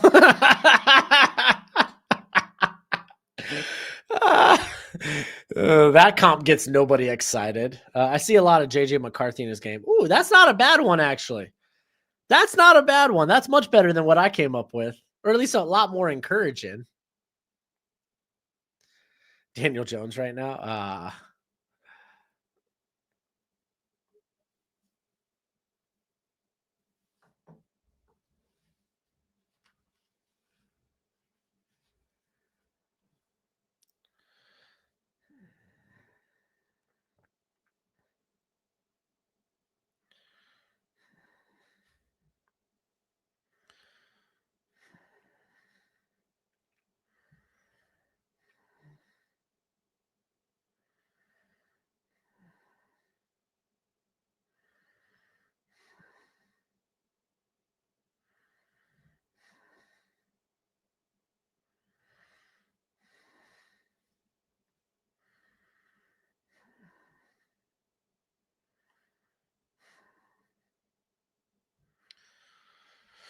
Are you impressed by Sane? Yeah, Sane's made some good throws, man. He's been solid again. First start.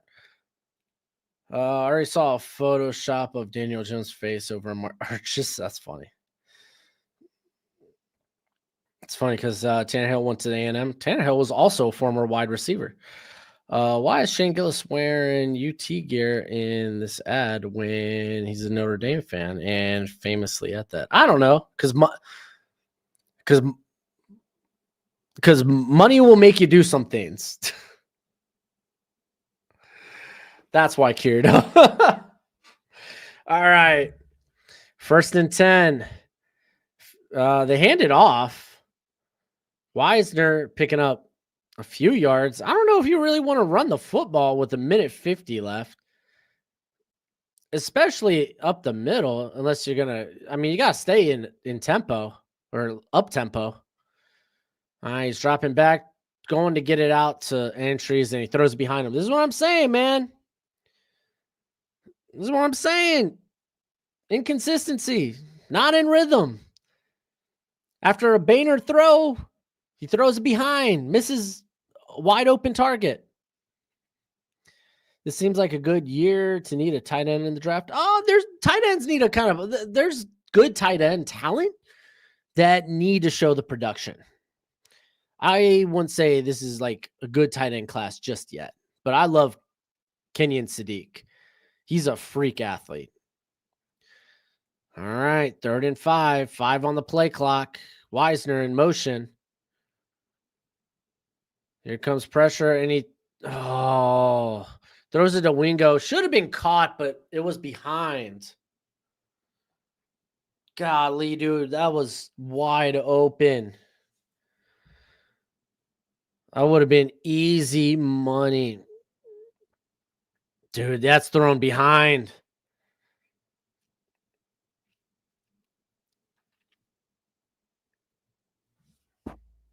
Oh, my bad, guys. I smacked the mic. Yeah, no tight end to the Bears. Yeah. All right, 4th and 5. This is the ball game. You got Moore in motion, looking to be setting a pick. Oh, man. Manning just had to throw it up because he was about to be sacked. And entries makes the catch, but he's short. Great catch by entries. Nowhere close to the sticks. Now, I do expect Manning to be more consistent going forward. He's only going to get better with time. Only going to get better with time.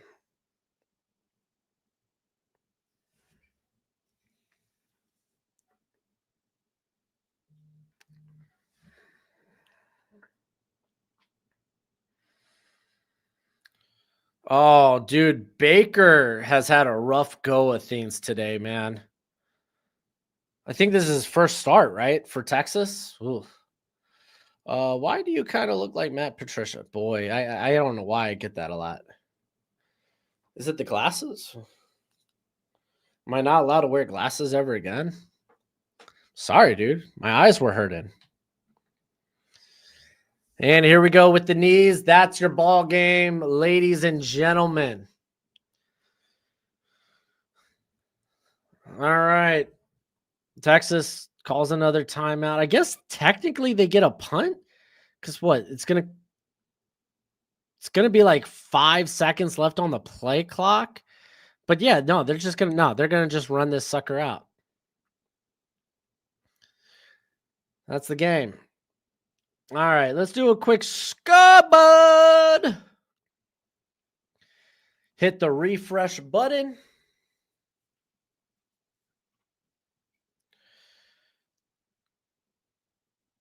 Oh, look at Syracuse out here trying to ruin everybody's parlay. I mean, I imagine Tennessee could come out and score a touchdown, maybe even a field goal to extend it to a well, they're probably going to, if you're Syracuse, you're probably going for 2, and they failed. So they're down 12. If you had Syracuse minus 13.5, you get a field goal, you're good. Let's see if they can score. There's 12 minutes left in the game. Mississippi State, they're railroading Southern Miss 34-10. Maryland railroading Florida Atlantic 39-7. Oh my gosh, Pittsburgh. What was that? Duquesne? They beat them 61-9. Oh, Merrimack's got themselves a game. They're down 21-17 to Kent State. Kentucky, they're up 17-2. Just scored a touchdown. 12:30 left. Boston College is up 21-3 on Fordham. West Virginia, they're only up 10-3. They did replace a lot of talent on the squad, but still, they're only up 10-3 on Robert Morris. That's not great. UConn's up 28-10 on Central Connecticut. I was saying, dude, don't sleep on Old Dominion. Tied up at 7. They played South Carolina close to begin the year last year. Louisville, they're up 14-0 on Eastern Kentucky. Some of the games that wrapped up while we were watching this one.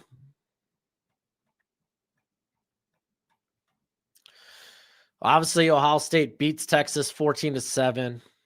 Purdue wins 31-0. Tulane wins 23-3 over Northwestern. Navy destroys poor Virginia Military Institute. But that's the ball game, boys and girls. We'll be back next week, guaranteed. We're doing Oklahoma versus Michigan. Do you want more kids? Haven't decided yet. Fun question, I guess, to end the stream on. But thank you for joining me today. It was a blast. We'll be back, I think, probably with a mock draft on Monday and then the stock report Tuesday. Don't know what I'll do for a Wednesday video, but then we'll have a mock on Thursday in preparation for the start of the NFL season. And then again, we'll be streaming next week. But as always, it's been fun. It's been real. It's been fun, real. But until next time, you be easy, my friends. Later.